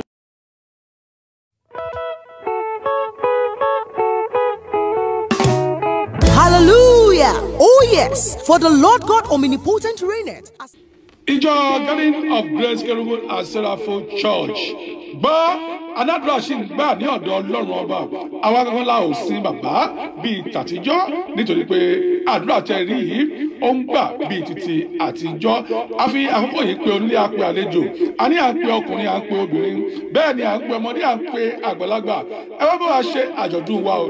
Ní ọjọ́ Sunday ìyẹn Sunday the 3rd of November ní ọdún tá a wà yìí ní dédé aago 2 ọ̀sán. Àní àdúrà ń gbà nínú ìjọ wa. Ìjọ tí ọ̀rọ̀ àmì fẹ́ kalẹ̀ sórí àpáta. Ẹ káàbọ̀ padà sórí ètò yìí. Ẹ káàbọ̀. Ẹ wò àní lónìí bí mo ṣe ń sọ àdúrà ń gbà nínú ìjọ Ọlọ́run ọba yìí. Ó ń gbà lọ́wọ́ báyìí bá yóò sì máa gbà títí ayé rẹ̀. Àmín Jésù. Lágbọ́ Ọlọ́run ọba ní ọba láwùrá bí. Mọ́mì mo máa ń béèrè láì mọye ìgbà lọ́wọ́ àwọn tí ń wá sí àyín. Bẹ́ẹ̀ ṣe ń wò mí yìí ká ní bàbá òṣùpá ṣì wà láyé èmi á ní oore ọ̀fẹ́ àti lọ bá wọn láti lọ gba ọ̀rọ̀ lẹ́nu wọn ní ìdí rẹ̀ náà tí ìbí gbọ́rọ̀ lẹ́nu rẹ̀ tí n bá ní oore ọ̀fẹ́ rẹ̀ ni o. Àmọ́ mi nínú àwọn béèrè tí mo máa ń béèrè àwọn ènìyàn yìí mi tí ìrẹ́ ni fún mi ní èsì ìbéèrè tí mò ń béèrè yìí. Gbogbo yín tèmi ẹ ó lè já mi lọ bí n bá parọ́ o. Mọ́mì mo ní àkàìmọye ẹ̀dá wọ́n gba Ọlọ́run bá gbọ́ wọ́n ń sin Ọlọ́run bá déédéé gbogbo òfin májẹ̀mú inú ìwé mímọ́ ló ń pa á mọ́ àmọ́ síbẹ̀síbẹ̀ inú ìyà ló wà kí ló fà á. Ọ̀rọ̀ nìyẹn ṣe rí lóòótọ́ Bíbélì sọ wípé gbogbo tí Ọlọ́run dá everything God made dáradára was perfect. Ẹ rántí wípé olùfisùn tá à ń pè ní èṣù yìí. Let's remember the accuser, which is Satan. Ṣé mọ̀ pé òun ni ìràwọ̀ òwúrọ̀? He was the morning star. Òun ni áńgẹ́lì tí ó ní. He was the first angel. Tí a kọ́kọ́ dá.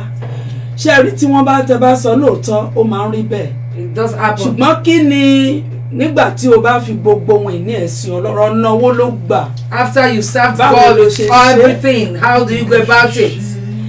Ẹlòmíín wà nígbà kan àwọn kan ní mo ti fi gbogbo rẹ̀ claims that they serve God with everything. Kébì lè jẹ́ tirẹ̀ nìkan títí ayé mi.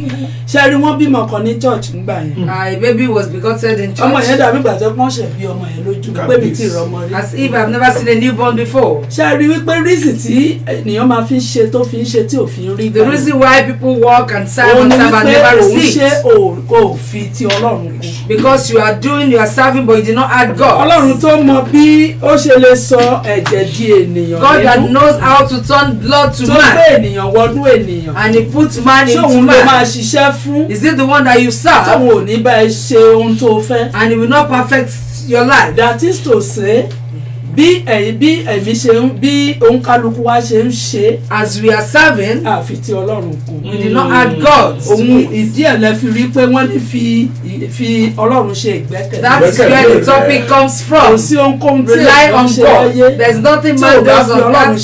If you don't rely on God, ó ní òun ṣe lásán ni. Such and again tó bá dẹ̀ ń ṣe nǹkan kan. If you are doing anything, má ṣe iyèméjì ní ìgbàgbọ́. Don't be doubtful about it. Lórí ohun tó ṣe yẹn. On what you are doing. We see that tó bá tẹ̀ kó tó gbàdúrà. Before praying, for example ní church Garden of Grace church wa. In our church Garden of Grace, àwọn èèyàn máa ń sọ pé àdúrà ń gbà níbẹ̀ lóòótọ́. People say truly prayer is answered. Àdúrà ń gbà níbẹ̀. Truly prayers are answered. Kò sí agbára kan tá níbi ò ṣe agbára Ọlọ́run. There is no other power we have but God of covenant. Nítorí pé a ní ìgbẹ́kẹ̀lé. Because we rely on God. Pé Ọlọ́run ló lè ṣe. That is God is able to do all things. Bó mú kí ènìyàn kọ́lé kó ní ọlá kó ní. If you have mansions, you are wealthy, you are rich. Lóòótọ́ Ọlọ́run ní pé béèrè lọ́wọ́ mi yóò fi fún. The Lord says you ask, you knock, I shall open unto you. Iṣẹ́ rí ibi tí ìyà wà sí. Where there is problem, suffering. Òun ni wípé ṣé o fi ti Ọlọ́run ṣe. Do you and walk according to God's will. And again, ọ̀nà tí gbogbo wa ń gbà láti ṣe ohun tí à ń ṣe láyé òde òní. Diverse of ways that we do things that we do ẹ má nowadays. gbàgbé wípé Lest we forget. nígbà tí èṣù ń gbé ogun dìde When Satan waged ní war àjùlé ọ̀run, in heaven, Ọlọ́run lé èṣù sílé ayé. he was chased to the world. Gẹ́gẹ́ bí a ṣe sọ, oore ọ̀fẹ́ là ń jẹ. We are only enjoying the grace. Ẹlòmíì dídì gba èṣù yẹn pé dúró tì òun. Some even invited Satan to dwell with Wọ́n them. fi ń ṣe bí pé wọ́n mọ̀ ọ́ ṣe. That is why it's like Torí pé they are not wọ́n perfect. lórí ọ̀fẹ́. Because they have not been given the Wọ́n grace. ṣiṣẹ́ ní ọ̀run tí ó close.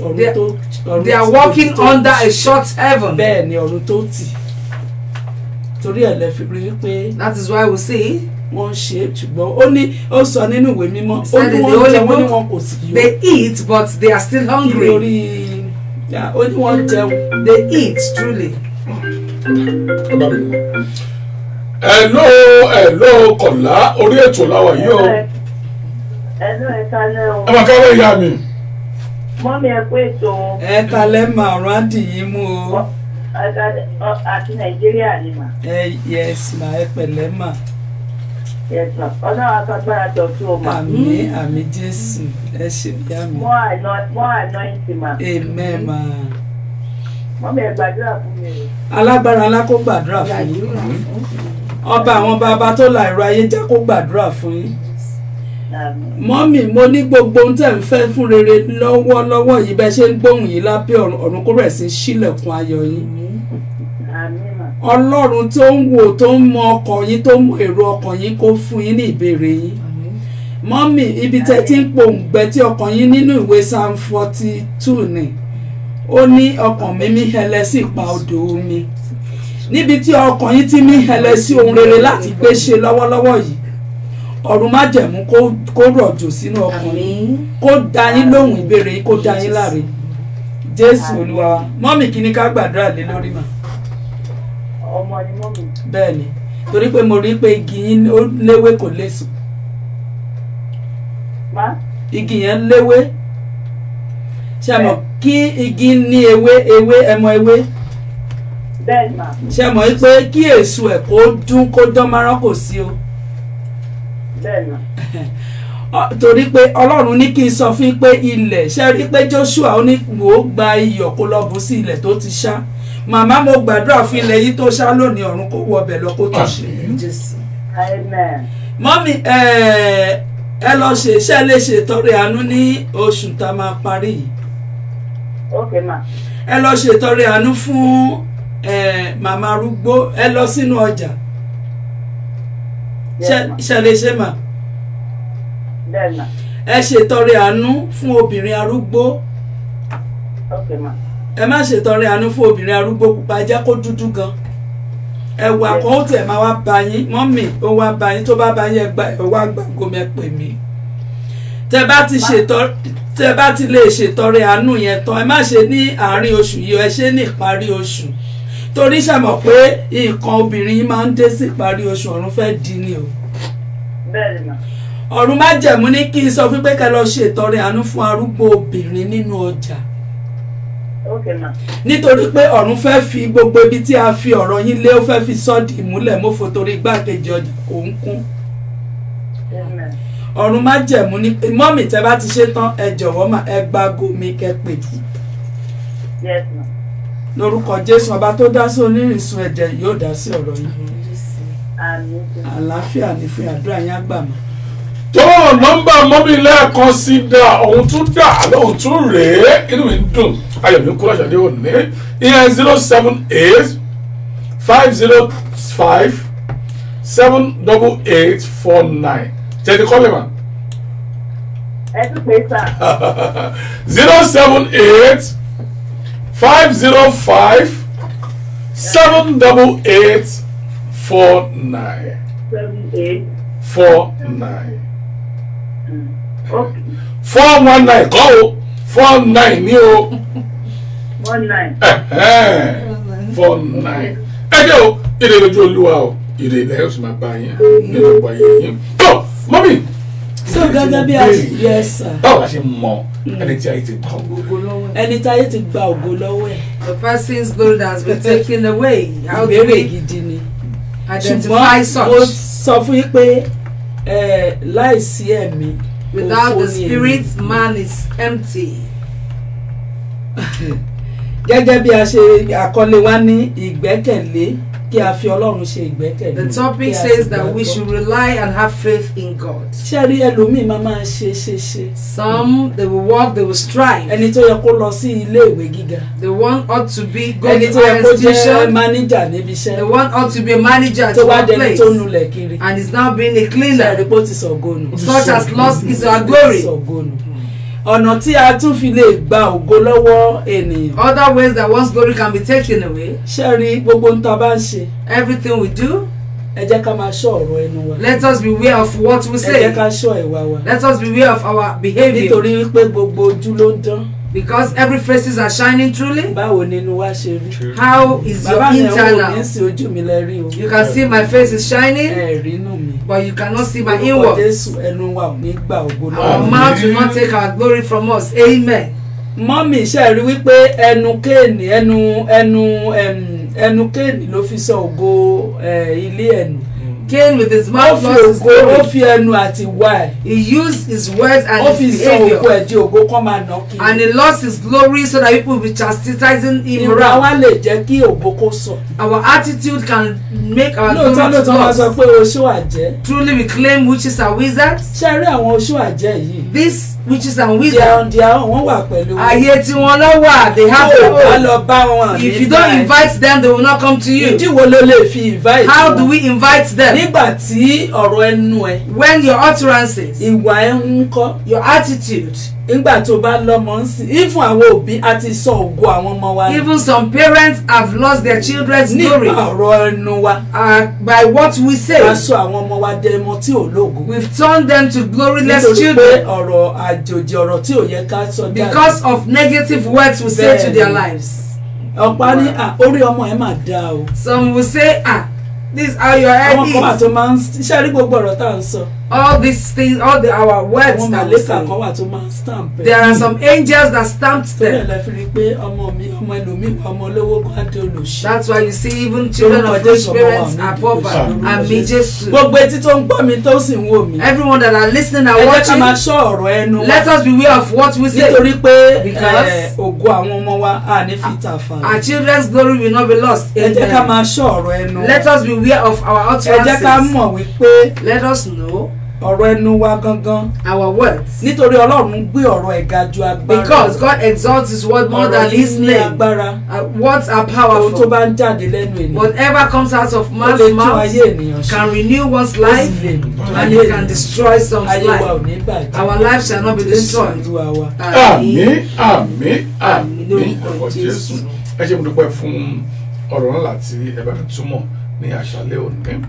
Àmọ́ mọ́mì.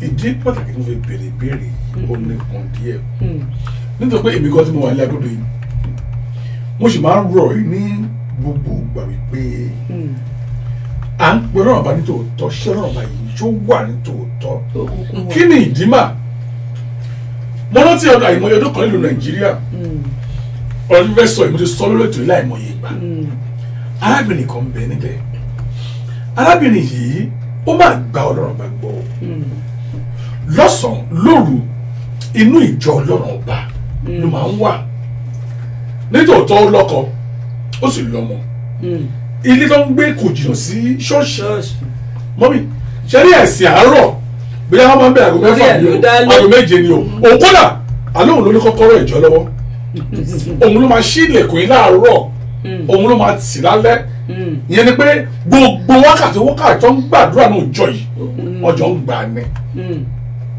màmí ládùúgbò òun ló tún máa ṣe evangelism yóò máa kọlẹ̀ gbogbo ilé ó yá o ẹ gba Jésù gbọ́ o ẹ máa bọ̀ ọ́nù ṣọ́ wa ó yí arábìnrin ṣe iṣẹ́ fún Ọlọ́run ọba àmọ́ bẹ̀tì mọ́mí níṣẹ́ láyọ̀ rẹ̀ kọ́ máa ń pọ́n ní gbogbo ìgbà mọ́mí bàbá sọ̀rọ̀ ìyá máa mú ẹ arábìnrin gidi inú ìyà inú ìṣẹ́ ló wà gbogbo àwa tá à ń gbàdúgbò tí máa ń kọlẹ̀kùn rẹ̀ nígbà yẹn lọ́hùn púpọ̀ nù wa ló dé èèyàn lónìí àmọ́ ìyá yìí ni máa ń pọ́n mi àmọ́ kíní kan wà ní nínú bó ṣe ń pọ́n yìí tó ọkọ rẹ̀ tún wá láyàláyà ó lọ fẹ́ yàwó mi.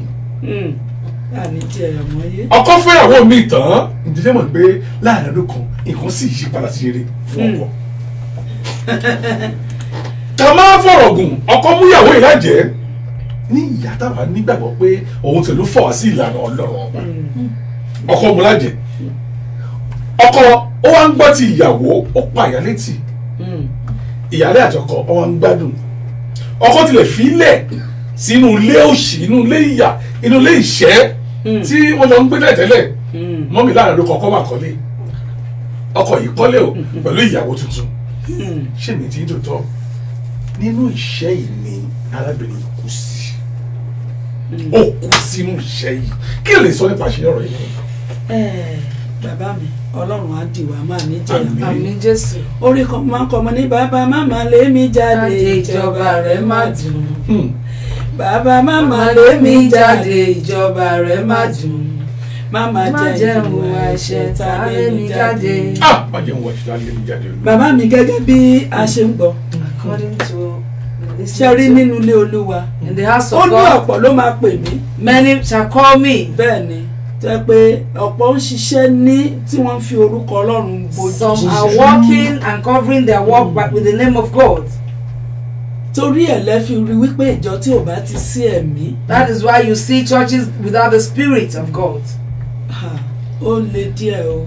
it's very difficult. ẹ worú màmá tó ń ṣiṣẹ́ takuntakun nínú ilé Olúwa. that woman that was working tirelessly in the house of God. tó dẹ̀ kú nínú ẹ̀ṣẹ̀. and she died in poverty. bákan méjì ni o bàbá mi. it's in two ways. ọ̀pọ̀ ẹlòmíì ṣe rí àbáwáyé ẹlòmíì. some. gẹ́gẹ́ bí mo ṣe máa ń sọ mo ní kò ń ṣe gbogbo ènìyàn Ọlọ́run kọ́ ọmọ pé ó máa kọ́. God has not created everyone to have house. ẹlòmíì wà gbogbo nǹkan tọ́lọ́run dá dídára ni. everything God has made is good. òun ṣe gbogbo ènìyàn lọ́lọ́run ní pé ó máa kọ́ ilé. everyone is not destined to have their own house. Dáfídì. if you remember David. ó ṣe ṣe tó dojú ọba tó. as he was a king he could not build a house for God. ṣùgbọ́n Sólómọ́nì tó ní gbogbo kan. mo yóò tilẹ̀ gbèrú òun fẹ́ kọ́ Ọlọ́run sọ Ọlọ́run ní kó lọ́kọ̀ bẹ́ẹ̀ ní máa kọ́ ọmọ rẹ ní kó kọ́. God refused David to build the house for him. ó kàn fi Dáfídì lóore ọ̀fẹ́. David only has the grace. ló fi ní ọba yẹn. that's why he was made king. ṣé rí bàbá tẹ̀ ń sọ yìí bàbá mi. this mother we're talking about. lóòótọ́ ń ṣiṣẹ́ takuntakun. truly she's working for ṣùgbọ́n God. báwo ni ọ̀run ẹ̀ ṣe rí.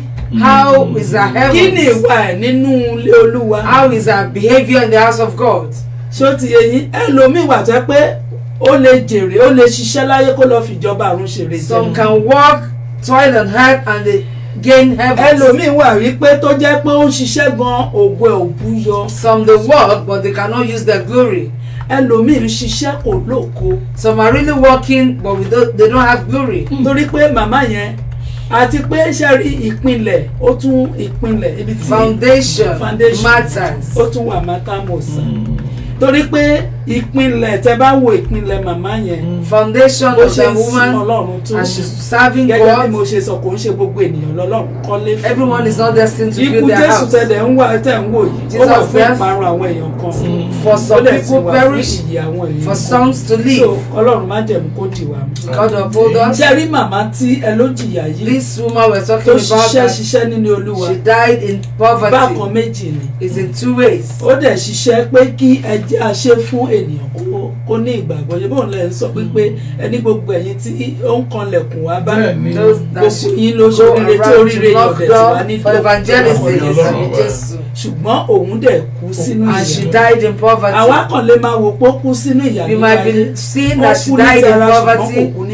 physically she might be dead but spiritually she's alive. torí ẹ̀ mo fi máa ń sọ fún mi ní gbogbo ìṣòro tó bá dé báyìí. whatever problem one is facing. ẹ sọ wípé because ewé tó jábọ́ lára agi màmá yẹn kò ṣẹ̀yìn Ọlọ́run. God knows everything that happens to her. tó ń bá lọ. ṣùgbọ́n ṣe wá rí èyí tí bàbá fẹ́ yàwó. the husband that married the new wife. Ọlọ́run ò dẹ̀ wá kọ wọ́n pọ̀ ṣé mọ̀ pé ẹlòmíín wà ọkọ àti ìyàwó mi wà tọ́lọ́run ò kọ pọ̀. There are some couples that they are not destined to be orí coupled. ọ̀fẹ́ kò tẹ̀ tún wá sí orí ọ̀fẹ́. And they are not even enough màmá grace for yẹn them. lọ́nà díkejì ó In lè the other way ṣiṣẹ́ round, fóníṣẹ́ torí pé ó lè má jẹ́ ọ̀nà ẹ̀. it might not even be her way. It might not be her home. torí ẹ̀ ló fi di pé ìjọ tí ẹ̀mí bá wà jẹ́ kí ẹ̀mí Ọlọ́run kó máa bú jáde. That's why we should allow churches that have the Spirit of God láti to máa tọ́ walk, kálukú wa sọ́nà. to lead us aright. lórúkọ Jésù àní ṣe lásán. Àmín Jésù will not walk in àṣírí èṣù vain. àtàwọn ọmọ ogun ò ní kò tó Àmín wájú. àmín lórúkọ Jésù. tó ẹ kú àsọdùmọ́ mi ẹ ṣe mo dúpẹ́ o ẹ̀yin náà rí i pé àwọn ìbéèrè tí mo lọ mú wáyé ó ní agbára ǹjẹ́ mo wo ìwé kan àbí kankan látàárọ̀ tó ẹ̀mí Ọlọ́run bá ní òun wá ẹ ṣe mo dúpẹ́. mọ́mí tá a bá ń wo London lónìí ìjọ máa pọ̀ o àmọ́ mélòó la lè tọ́ka sínú rẹ̀ pé ìjọ Ọlọ́run bá tòótọ́ rèé mélòó la lè tọ́ka sínú rẹ̀. àwọn àkàìmọye àwọn ọmọ ọjọ́ ẹlòmíà wọnú ìjọ lónìí bó jẹ́ ló ti ń rí nọ́fẹ̀ tẹ́lẹ̀ kò ní rí nọ́mọ́. ẹlòmíì àwọnú ìjọ lónìí ó bímọ tẹ́lẹ̀ kó tó wọ bẹ̀ ọmọ sì kú lójú rẹ̀. bóyá ó rí ìjọ pé ìjọ fáìn dáadáa pé ó tún ṣe ó dà. ó wá torí bọ̀bẹ̀ lẹ́yìn tó torí bọ̀bẹ̀ láàárín ọdún kan ohun burúkú sì bẹ̀rẹ̀ sí ń ṣubú ó ń di ohun burúkú ohun tó burúkú sì ń di ohun burúkú wọ́n bí kẹ́lẹ́ sọ nípa àwọn olórí ìjọ. kí Ọlọ́run má jẹ̀mú kó dì wá mú. àmín. ṣe rí gẹ́gẹ́ bí ẹ ṣe sọ ní ìlú London lóòótọ́ ìjọ pọ̀. There are churches in London and there are churches in London. But kí mo máa sọ fún àwọn ọmọ ìjọ mi. I do tell my church members, ṣe rí lóòótọ́ ìjọ yìí ìjọ tó ṣe jí ni. truly this is a new ministry. mo máa ń sọ fún ọ pé kẹ́ tó mọ ibi tẹ́ máa ti orí bọ̀. I do tell them that they should be careful of where they put their heads. bẹ́ẹ̀ nítorí pé kí ni lóòótọ́ ojúlárí a kò rí inú. Truly we can only see the faces but you ṣe cannot rí see láyé the òde words. òní nínú ìjọ kò tẹ́ ẹ ṣe ní London nìkan. Nowadays it's not only in London, in kò sẹ́ni tó ń churches. sin Ọlọ́run mọ́. Nobody serves God anymore. Nobody worship kò God sẹ́ni tó ń anymore. lo agbára Ọlọ́run. They no more use God's bẹ́ẹ̀ ṣe rí power. àwọn tó ń lo agbára Ọlọ́run But yẹn, those that are using God's àwọn ni ò power, mọ̀ ṣe mọ̀. they are the ones that are no more perfect. nítorí pé kí ni Because ọ̀pọ̀ ògo ó ti sọnù. lots of glory has been lost. ìgbàgbọ́ ti sọnù. Faith has lost. torí ẹ̀ ni wọ́n fi sọ fún pé fi Ọlọ́run ṣe ìgbẹ́kẹ̀lé. That is where the topic comes from. Kí o sì gbàgbọ́. Rely on and believe in ṣe rí àwọn God. tó rí ìjọ tó rí jìnjìnjì tó rí pé ẹ̀jẹ̀ ń lọ. If you see churches that are beautiful outside and you want to be there, máa sọ ìtàn kan kékeré I will lónìí. share this little story with ṣe rí us nígbà tí today. ìjọ yìí tó dìde. When this church started, ìjọ yìí dìde a ní ṣẹ̀mọ̀ ìjọ tó bá dìde mọ̀ pé a new ministry, there used to be lots of ups and downs. àwọn kan ní a ní ká máa san ká máa dá létúlétú owó ilé. We agreed that we should be putting money Ṣé mọ̀ together pé for àwọn house, kan bí for wọ́n the kúrò. rentage. Some left. wọ́n ní àwọn ò lè báyàn bá ìjọ kan They dìde said they cannot. ìjọ tó ti parí tó wọ́n wá wá. àwọn lọ sí ìjọ tí àwọn ò tẹ̀ ní ó ti gbogbo They prefer a church that is well, readily made. dádì mi for example ẹ wo orú àpẹẹrẹ yẹn àwọn tí ìjọ ti kún yẹn Those churches that ṣé are wọ́n full, mọ bí ìjọ ṣe dúró. do they know how the church was standing? ṣùgbọ́n gbogbo ìjọ tó ní jìjìjì lónìí ìjà àmọ́ tó fi ṣe ìpìlẹ̀ ìjọ wọn a sì ń gbọ́ lórí Facebook à ń gbọ́ lórí rédíò àìkà ìmọye ìjọ la rí tí wọ́n fi odidi ẹ̀mí odidi ènìyàn wọ́n sì ń rẹ̀ mọ́ ara òkìrí báyìí àwọn olùjọ náà a ó sọ pé a ti rí ilé Olúwa mo gbọ́ yín mọ́ mi. ọ̀pọ̀ bínú lọ Many left. gbogbo wọn ọ̀pọ̀ ó bínú lọ. Majority of them wọ́n they ní left them. wọ́n pè wọ́n ní ẹlòmíín wà tẹ́ pé kò lè rí £50 jẹ. That some that could not gather, they could not contribute £50. but I ẹ asked, lè they lọ have £50 faith. láti ṣe kí But you Make up, can use it láti to ṣe make ojú. do your makeup. wọ́n làwọn ò lè bá òun ò tẹ̀ lè ṣe foundation. They cannot even but bí build òkú the ṣe foundation with us. As glory belongs to Ọlọ́run God, dẹ̀ sí gbé ìjọ yẹn lọ. and God is still moving. I mean, Jesus. ṣé wàá rí lóòótọ́ ògo ń sọnù. Truly, people lost glory. kí la fi mọ̀ tí òǹkàlùkù wá pé gbogbo alágbọ́ ìpè. We all heard the Ọ̀nà wo calling. ló fi gbọ́ ìpè tì? How do you hear your calling? How did I hear mine? Gẹ́gẹ́ bí mo ṣe sọ nígbà kan ní tẹ́ bá máa dé ẹjẹ́ pẹ́pẹ́.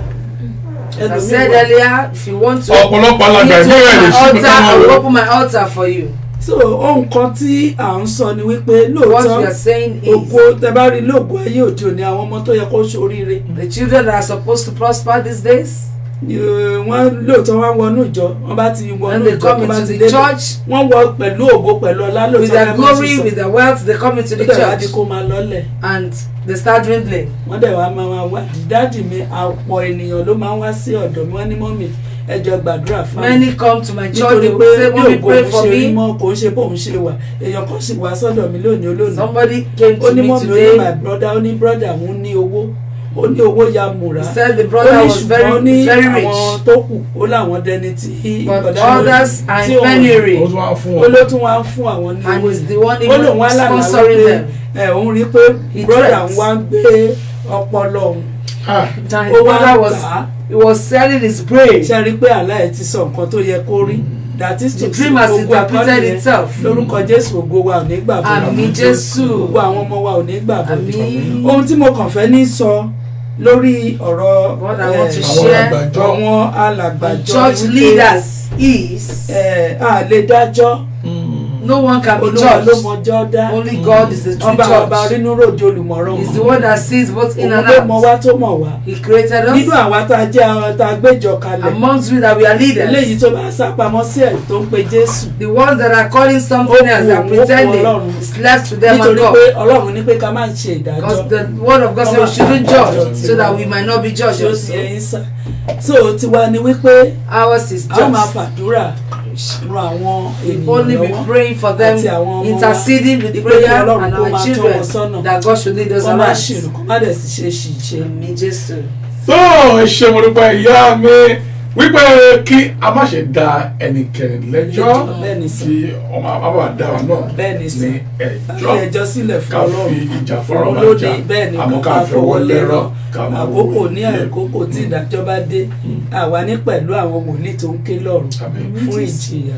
tó ẹ ṣe mo dúpẹ́ màmá mi ẹ sọ wípé ìsọjí ńlá kan ń bọ̀ gẹ̀rẹ̀rẹ̀ nínú ìjọ yìí Bẹ́ẹ̀. àwọn kẹ́ẹ̀ tó sọ̀rọ̀ nípa ìsọjí tó ń bọ̀ yìí mo sì ní ìbéèrè kan èyí tí wọ́n bèè lọ́wọ́ yín nítorí mọ́mì ètò tẹ́mi ń ṣe yìí ìrírí ayé ni bẹ́ẹ̀ ni à ń tú àṣírí ayé ohun tí ń ṣẹlẹ̀ nínú agbódò tẹ̀ ń wọ̀ yìí mo sọ ìtàn kan ní ọjọ́ Sunday ó ní agbára gidigidi ẹ̀yìn ní tún sọ mọ́ nítorí pé ẹni tó ní ìtàn yìí tá a sọ̀rọ̀ ń pa rẹ̀ ó lóun fún èmi ọba Táíwò Ọlárẹ̀wájú ní ọjọ́ mẹ́ta kí ọ̀tá mi fi kú ọ̀tá mo ti kà á fún mọ́mì mo ti ka ọjọ́ kìíní mo ti ka ọjọ́ kejì alẹ́ òní ní ọjọ́ kẹta ń gbọ́ bó o bá ń gbọ́ mi o alẹ́ òní ní ọjọ́ kẹta o tó bí a tó o bá gbàgbé pé ọjọ́ kẹta tó ní alẹ́ ẹ mọ̀ pé òní Bíbélì yìí Ó sọ rán ọ létí. ó ní ọmọ mi ò gbúdọ̀ kú ó ní yíyè ni yóò yè Yes. lórúkọ Jésù ọ̀run májẹ̀mú á sọ owó èyí sínú àmín lórúkọ Jésù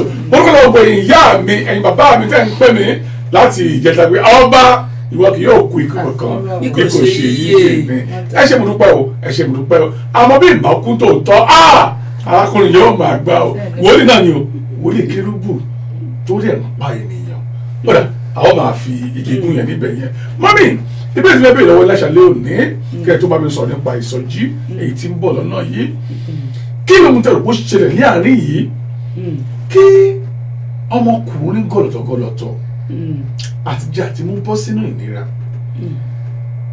kò rí ṣe kò rí jẹ aláàánú tó wá jìnnà sí tó bá dé ibi iṣẹ́ kan lónìí bàbá yìí lòun lò pọ̀ jù nínú ibi iṣẹ́ náà lòun lóṣù kan wọ́n dààmú dúró ni níbi tó wà lérè gan tó bá kó sínú ilé kan lónìí tó gbalé òsanwó fúnra rẹ̀ ó lóun lò pọ̀ jù nínú ilé náà oṣù mẹ́fà ni láì jẹ́ wọlé wọn tún ní kó kúrò nínú ilé náà ó ní ṣùgbọ́n òun ní ẹ̀gbọ́n kan ó ní ẹ̀gbọ́n ìyá olówó ọlọ́lá ọlọ́rọ̀ ni ó ní ẹ̀gbọ́n tá à ń sọ̀rọ̀ pa yìí ó ló máa ń ṣàánú dáadáa fún àwọn aráàta àmúhùn yìí nìkan owó òráàánú gbà lọ́wọ́ ẹ̀gbọ́n yìí ẹ̀gbọ́n mi kí ni ohun tó ń ṣẹlẹ̀ gangan.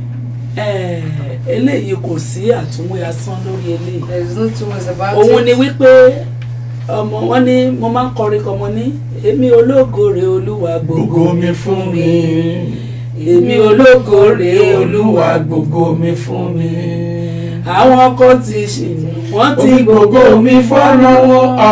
Àwọn kan ti ṣọ̀tẹ̀ wọ́n ti gbogbo mi fọ́nà wọn. Èmi ológo rèé olúwa gbogbo mi fún mi. Eléyìí kò tiẹ̀ ní àṣìṣe. There is no two ways about it. Nítorí pé kí ni Because ògo ẹ ti di ògo tá a ti lò. the glory that has been used. Ó kàn rìn láì lógo ni. It's just walking without glory. Irú ènìyàn tẹ̀ ń sọ yìí sà. Ẹni tó bá ṣoore fún gan-an Ọlọ́run má jẹ́ kó tún lójú rẹ̀. Bílẹ̀ bá ṣoore fún Bẹ́ẹ̀ni. ẹni tó ṣoore yẹn Ọlọ́run ẹ̀kọ́ wọn tún kàgbákò. Bẹ́ẹ̀ni nítorí pé mo irú ọ̀rọ̀ tẹ̀ ń sọ yàpẹrẹ náà I was a case study like this before 2 months ago. Ọkùnrin kan náà ọkùnrin yìí ṣáà ni o. Ọkùnrin yìí jẹ́ ó dé láti ìdílé ọba. He came from a royal Bàbá family. rẹ̀ rò pé bóyá ẹ̀ tẹ̀ ní ó sọ bí ó ṣe ń sọ̀rọ̀ ṣá mo wò ó ní mọ́mì ó ní wò mí ó ní He ẹgbàá said, mi. "Mommy, please save me, rescue me." Nígbà tí wàá sọ fún ní òkè kí la máa ṣe tí mo wá gbàdúrà mo wọnú àdúrà. Prayed. I went to the Ọ̀run prayer. májẹ̀mú ní kí n wò ó pé ìránṣẹ́ yìí pé wọ́n ti ògo ẹ ti di ògo tí mọ́mì ṣẹ́rí tẹ bá máa bímọ tá bá máa bímọ want to ẹjọ́ bá have mọ àwọn children? tó máa wẹ̀ fún ọmọ wa. Of those that will Olúwa. birth your child. Wọ́n wá mú mi rí wípé nígbà tí a wẹ ọmọ yìí jọ́ mẹ́jọ nínú ẹ̀jẹ̀. On the 8th day when she was birthed, Ṣẹ́rí ọwọ́ mi wà kó ṣe pé ẹni tó gbé jáde yẹn o tó wẹ̀ yẹn o. it's not the person that Ó birthed lè the má máa child. mọ̀ pé ogun kan ń jà He òun. might not do that intentionally. Ṣẹ́rí òun ni ẹni tó wẹ ọmọ yẹn nínú ẹ̀jẹ̀ yẹn. The one that took the baby the Ogun first tó ń birth. ja ẹni tó wẹ ọmọ yẹn. The problem that the Ìjọ person yẹn gangan has, bó ṣe da omi ọmọ yẹn tó ń fi wẹ ọmọ yẹn nù. as they threw Bẹ́ẹ̀ away ni the wọ́n sì da water, ògo ayé ọmọ. that was where the child's glory was thrown away. Nígbà tó wá ṣí mi lójú ẹ̀mí yìí. When my spiritual eyes were opened, Mo wá júwe mo pe màmá ìyá ọmọ yẹn ṣì wà láyé. his mother is still alive Ọkùnrin tí mò ń sọ ó dẹ̀ ti pé 35 years. and he's 35 Kò years níyàwó old. kò ní kankan He's slippers not ní married, ìlú òyìnbó. not even Mo wá nothing. béèrè pé kí ló dé báwo ló ṣe dé ìlú òyìnbó. I asked, how do you get here? Ó ní wọ́n kàn ní pé kò ń wá ní olóhùn òmò. They said they only asked him to come unintentionally. Ṣẹ́rí ẹ máa sọ fún Ọlọ́run ẹ jẹ́ kí àwọn òbí. Let we parents tell Ká máa God. sọ fún Ọlọ́run. Keep telling Pàápàá God. àwọn ọ̀dọ́ tó ṣẹ̀ ń lóyún tó ń Charlie, bímọ the yìí. youths that are new in Àwọn tó ní marriage, ẹ̀mí òye. we that we have the Ẹ jẹ́ ká máa knowledge, tọ́ wọn sọ́nà. let us lead Nítorí them aright. tí ọmọ bá kọ́kọ́ wáyé The first time the child comes to the ojú tó world, bá kọ́kọ́ rí ọmọ the first yẹn eyes that set ọmọ on the tó bá child, kọ́kọ́ gbé ọmọ the first hand to touch the ẹ baby, jẹ́ ká máa gbàdúrà we should pray. kí ọwọ́ tó máa gbé ọmọ wa The hand that will ojú first ọwọ́ touch tó the yóò baby fa ògo ọmọ wa should be sókè the hand that can àbí ojú tó bá máa kọ́kọ́ rí child's ọmọ glory, nínú or the ẹ̀jẹ̀ first eyes to see the kí baby ó jẹ́ ojú tí yóò jẹ́ ògo tí yóò láyé should be já the eyes that can help the baby's glory. nítorí pé wọ́n ṣí mi lójú ẹ̀mí My spiritual wípé eyes nígbà were tó ń da omi tí a fi wẹ ọmọ yẹn nù while the water that was used for the baby was poured away, ẹni tó dẹ̀ wẹ ọmọ kò mọ̀ pé ogun jà òun and the person that was bathing the child did not know she òun has gangan ti battle. wà nínú ogun Even she herself was in serious tí wọ́n ti battle. ní pé ogun yìí o kó máa tìran dìran They said it should be a generational curse. bẹ́ẹ̀ lẹ ṣe rí pé ìran ogun mo máa ń gbàdúrà nínú ìjọ wa I do pray in our wípé church, ogun tó ti dìde nínú ìran mi the battle that's Tó ń risen ja in ìran dí in ìran mi. my generation that is tí going ò from jẹ́ one kí generation ìran to mi ìran another, tó lò máa bá ìran kìíní ìran kó máa that said he ogun tó ń wants to ràn continue going from one generation to Ọlọ́run má another, jẹ̀mú bá mi gbẹ́sẹ̀ lé that God should trample upon it. And me just ṣe rí irú arákùnrin tẹ̀ ń sọ yẹn this man we're ogun talking yẹn ó lè about, má jẹ́ wípé kán gba ògo ẹ̀ kán lò It might not be that ogun they ìbí use ẹ̀jẹ̀ his ti glory, dìde pẹ̀lú ẹ̀ but the battle of the blood Bẹ́ẹ̀ni. has risen with it. lórúkọ Jésù kọ́lọ́run má jẹ́ kó ba ogun ìbí ẹ̀jẹ̀ jẹ́ And nínú me ẹ̀. just ọ̀pọ̀ ní ogun ìbí ẹ̀jẹ̀ ń jà ló ń some jà are having such problem. kí ni ìtumọ̀ ogun ìbí ẹ̀jẹ̀ What is the meaning of this? ogun ìrandíran tẹ̀lé The tẹ̀lé battle that goes from one generation to tí another. a kò bá wà transfer. nínú ẹ̀mí If we are not in báwo la spirit, ṣe lè rí pé ògo ọmọ yẹn ti dànù gbà tó ń dànù how do we see that the baby's glory has been báwo lẹ poured ṣe wá away? fẹ́ ọ̀nà wo lẹ lè gbà pé kí ẹni yẹn kó wá sórí How do you think that such can be successful in life? ẹni yẹn ti pé 35 years A man of 35 years old. omi tá a bá dànù lánàá yẹn ṣé èèyàn lè rí ìpa ẹ̀ Láyé. Never. ṣùgbọ́n nípa ọ̀rọ̀ Ọlọ́run gbogbo By the nǹkan word ló of ṣe God, ṣiṣẹ́. everything is possible. ṣùgbọ́n nígbà tí à ń tiraka. while we were trying. ọkùnrin tí mo sọ yìí ó máa ń mu ó máa ní Stella ó ní Stella àti Stella. he has Stella. èmi tí a rí pẹ́ pẹ́ ló jẹ́ Stella. I was even thinking that sister's name was Stella. mo ní àǹtí Stella yẹn wá pẹ́ tẹ̀lé já lọ kí. ó ní kí n jẹ́ ká lọ kó sọ́ọ̀bẹ̀ fún mi ọtí tó gbé mi débi tó ti àǹtí Stella. Until he took me to where he mo wá rí tó jókòó sí. he normally buys the drink from. Mr. A. He was sitting at Mr. A. And he was sipping. I said, I will meet Stella. I want to speak with that brother. How can you have such a good brother?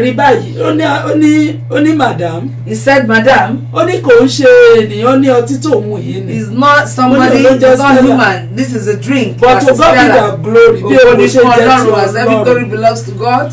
ọ̀run yí ọwọ́ padà lórí arákùnrin. Power has changed hand in his life. arákùnrin yìí ti di ẹni tó rí ògo. he is now using his glory. Hallelujah. tó ń lo mọ́tò. he is now arákùnrin yìí di ẹni bí ó tẹ̀ tún ti fúnyàn lóyún. even though he has impregnated the lady.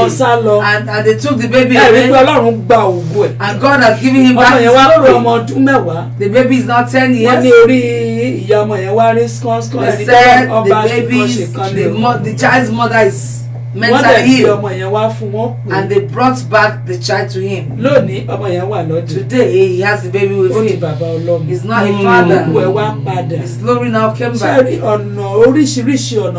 Diverse of ways people lost their glory.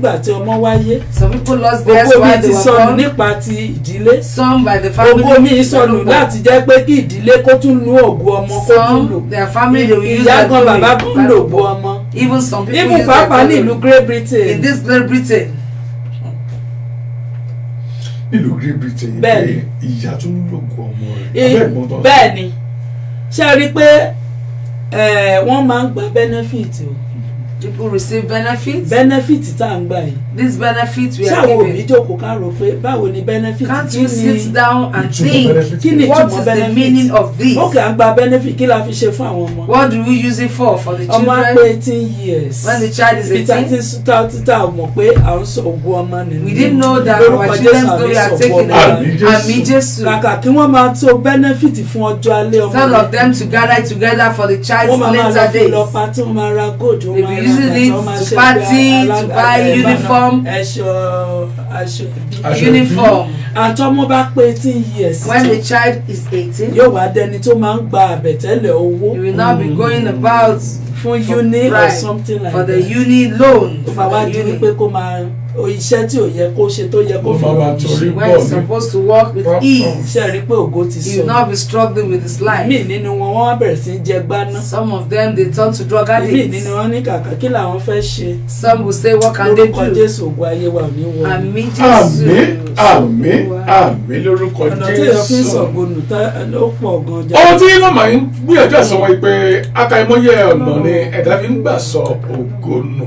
mọ́mí tún ṣàlàyé débi gbogbo ṣáà benefit tí ọkùnrin ìlú yìí àbí obìnrin ìlú yìí dá ń gbà lọ́wọ́ ìjọba wọ́n ní kí ni ìtumọ̀ ṣáà benefit lẹ́kùnrẹ́rẹ́ bàbá sì wò dáadáa ṣáà benefit yìí wọ́n ní ká máa tọ́jú inú rẹ̀ fún àwọn ọmọ wa títí di ìgbà tí wọ́n fi pé ọmọ ọdún méjìdínlógún tó yẹ máa ṣe ẹrú ẹgbẹ́ wọn mọ́ tó àmọ́ àwa òbí àti mú owó àti kù náà dànù ọmọ yóò wá pẹ́ ọmọ ọdún méjìdínlógún tán kò sí nǹkan kan náà àkáǹtì ọmọ ìgbà táwa ti fi owó ra góòlù àti fi ra aṣọ ìbí tán àwọn obìnrin mi sì wọ̀ nínú jẹ́ pé gbogbo sátidé mọ́mì pàtí náà ni wọ́n máa ka ìmọ̀ obìnrin mi tí wọ́n tilẹ̀ níṣẹ́ nílùú yìí o àmọ́ nítorí owó ọmọ tó ń gbà yìí kò sí ohun tí wọ́n lè ṣe bó tilẹ̀ rí àìka ìmọ̀ye ẹ̀dá tí ń fi owó ṣáà bẹ́lẹ́mìtì wọ́n fi ń kọ́lé sí ìlú Nàìjíríà àmọ́ bí ọmọ bá dàgbà tó ń kọ́ ìdí rèé tí àka ìmọ̀ye ọmọ èmi náà fi ń ya ọmọ burúkú mọ́mí mo tilẹ̀ wòye ńgbà kan mo ní kí ló fà á mo béèrè lọ́wọ́ èèyàn mi kí ló fà á tí ọmọ tá a bá bí sí ìlú yìí tó fi máa ń dájú ju àwọn ọmọ míì tó wà ní Nàìjíríà lọ ara rẹ̀ rèé o ara rẹ̀ rèé ẹkú àlọ́tọ̀dọ̀ ìyá mi ẹ ṣé mo dúpẹ́ tó ọmọ mi ẹ bá mi sọ owó ẹ̀kọ́ ìròyìn nípa ìjọ Ọlọ́run ìjọ alààyè yìí ẹ jẹ́ ká bẹ̀rẹ̀ látòrí ìsọjí ńlá èyí tó ń bọ̀ káwá mú títí dé orí àjọ̀dún èyí tó ń bọ̀ gbọ̀ngbọ̀n lé. gẹ́gẹ́ bí a ṣe ń gbọ́ mi. as you're listening to me. gbogbo etí tó ń gbọ́ mi mo kí yín pé ẹ kú dédé wòyí náà bákan náà lẹ́ẹ̀kan sí. I greet everyone that are listening. Ìsọjí yìí jẹ́ ìsọjí tó jẹ́ pé ògo mi dé. The revival is that my glory has come. Ìkejì ìmọ́lẹ̀ mi dé. The second is my light has come. So ìkẹta òun ni bòjì ògo mi ṣí. The third one is the grave of my glory is opened. Mo rọ̀ yín mo bẹ̀ yín ní gbogbo etí tó ń gbọ́ mi. I beseech all of you listening to ẹ jẹ́ ká jọ pàdé nínú ìsọjí lọ́jọ́ mẹ́ta. Let us meet for the 3 days revival. Ìsọjí tí sọ ni di òmìnira. It is a revival that liberates one. Ìsọjí tí ń sọ ògo ènìyàn jí. The revival that revives one glory. Ẹ jẹ́ ká pàdé kí ayé wa kó ní ìtumọ̀. Let us meet with Christ and have a meaningful life. Ẹ jẹ́ ká pàdé kí ayé wa kó ní Let us meet with nítorí pé ayé wa nílò nínú Olúwa. Because the Lord needs our life. Lórúkọ Jésù ìsọjí yìí jẹ́ ìsọjí tó jẹ́ pé ìsọdọmọ ni o. Is a revival of being ní ọjọ́ náà mo gbàgbọ́ wípé ìdè yóò já. I believe that every bondage shall be loosed. Mo gbàgbọ́ wípé ìdè yóò tú. I believe every bondage shall be loosed. Gbogbo àgàn kó wá ó yóò di ọlọ́mọ. Every barren should come, they will be mothers. Gbogbo ohun tó jẹ́ ìṣòro tó jẹ́ ìdààmú. Whatever problems or troubles. Ní ìsọjíjọ́ mẹ́ta yìí. In the 3 days revival. Ọ̀run yóò fi ṣe ìtúsílẹ̀ fún. Heaven shall set us free. Nítorí ìjọ́ mẹ́ta péré ni ó jí ó kú ó sì jíǹde ní ìjọ́ mẹ́ta. He died and resurrected on the 3rd day. Gbogbo òkúta ìṣòro. Every stumbling block. Tí a ti gbé lórí ayé ògo wa. Lays on our glories. Ìsọjíjọ́ mẹ́ta yóò gbé wọn kúrò. The revival shall swallow them. Àmín Jésù. Tó nípa títí àjọ̀dún tó wá ń bọ̀ náà nǹkan. Àjọ̀dún yẹn ń bọ̀ lọ́nà ó ń kanlẹ̀kùn ó ń rọ́ kẹ̀kẹ́. The harvest is coming. Lórúkọ Jésù yóò kanlẹ̀kùn ayọ̀ bá wa. Àmín. Àjọ̀dún yẹn ó jẹ́ àjọ̀dún olóyin. It's a harvest. Mo rọ̀ gbogbo àgbáyé. I beseech the whole world. Ẹ jẹ́ ká jọ ṣe àjọ̀dún náà. Let us come and rejoice together. Lórúkọ Jésù yóò yọrí sí rere. You shall be successful in Jesus' name. Let us come together and join us together with our harvest. Ọwọ́ ẹni bá ti ẹnu ìyá wa yìí nítorí pé ó kù bí ìṣẹ́jú márùn-ún kí a máa lọ sí ilé. Tó ọ̀rọ̀ àjọ̀dún lẹ ti gbọ́ yìí a ó máa pariwo rẹ̀ nílé agodo yìí láti máa jẹ́ kí a lè máa rántí ọjọ́ àkókò ìgbà èyí tí àjọ̀dún yìí tí yóò wáyé. Àmọ́ ẹ̀túraká ẹ máa bọ̀ nínú ìjọ Ọlọ́run ọba ìjọ alààyè níbi tí àdúrà ti ń gbà lọ́wọ́ tí yóò sì máa gbà títí ayérayé.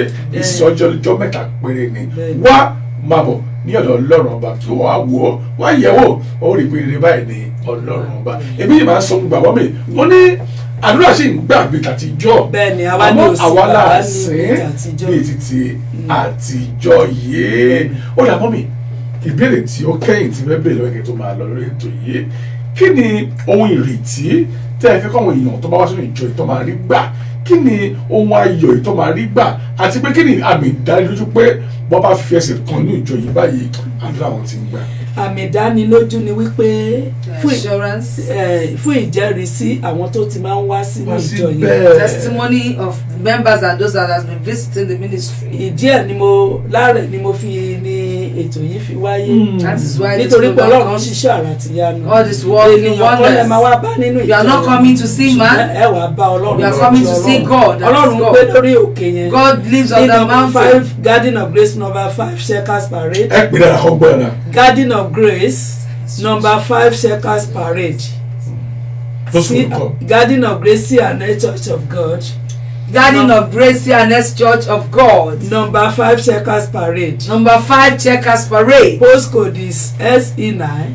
Postcode SE9. 1DD.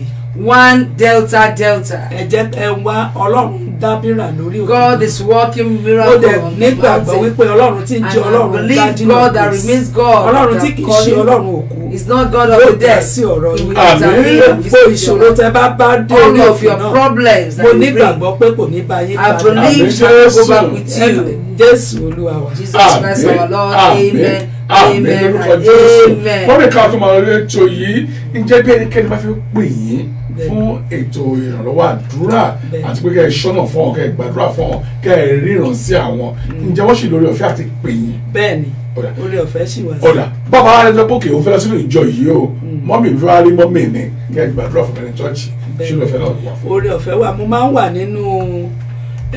wà nínú ní church. For counseling. Fún ìtúsílẹ̀ máa wà bẹ̀ ní Wednesday from morning till 10 o'clock in the morning. Wednesday 10 a.m. Àti Friday 4 o'clock till the Saturday. Fridays 4 p.m. till but Saturday. Monday mo máa ń wà ńbẹ̀ láti 3 sí 7 o'clock. Mondays 3 p.m. till 7 p.m. Tuesday mo máa ń wà ńbẹ̀ láti 3 sí 8 o'clock. Tuesday from 3 to 8 p.m. Gbogbo ẹni ó bá fẹ́ rí ọmọ.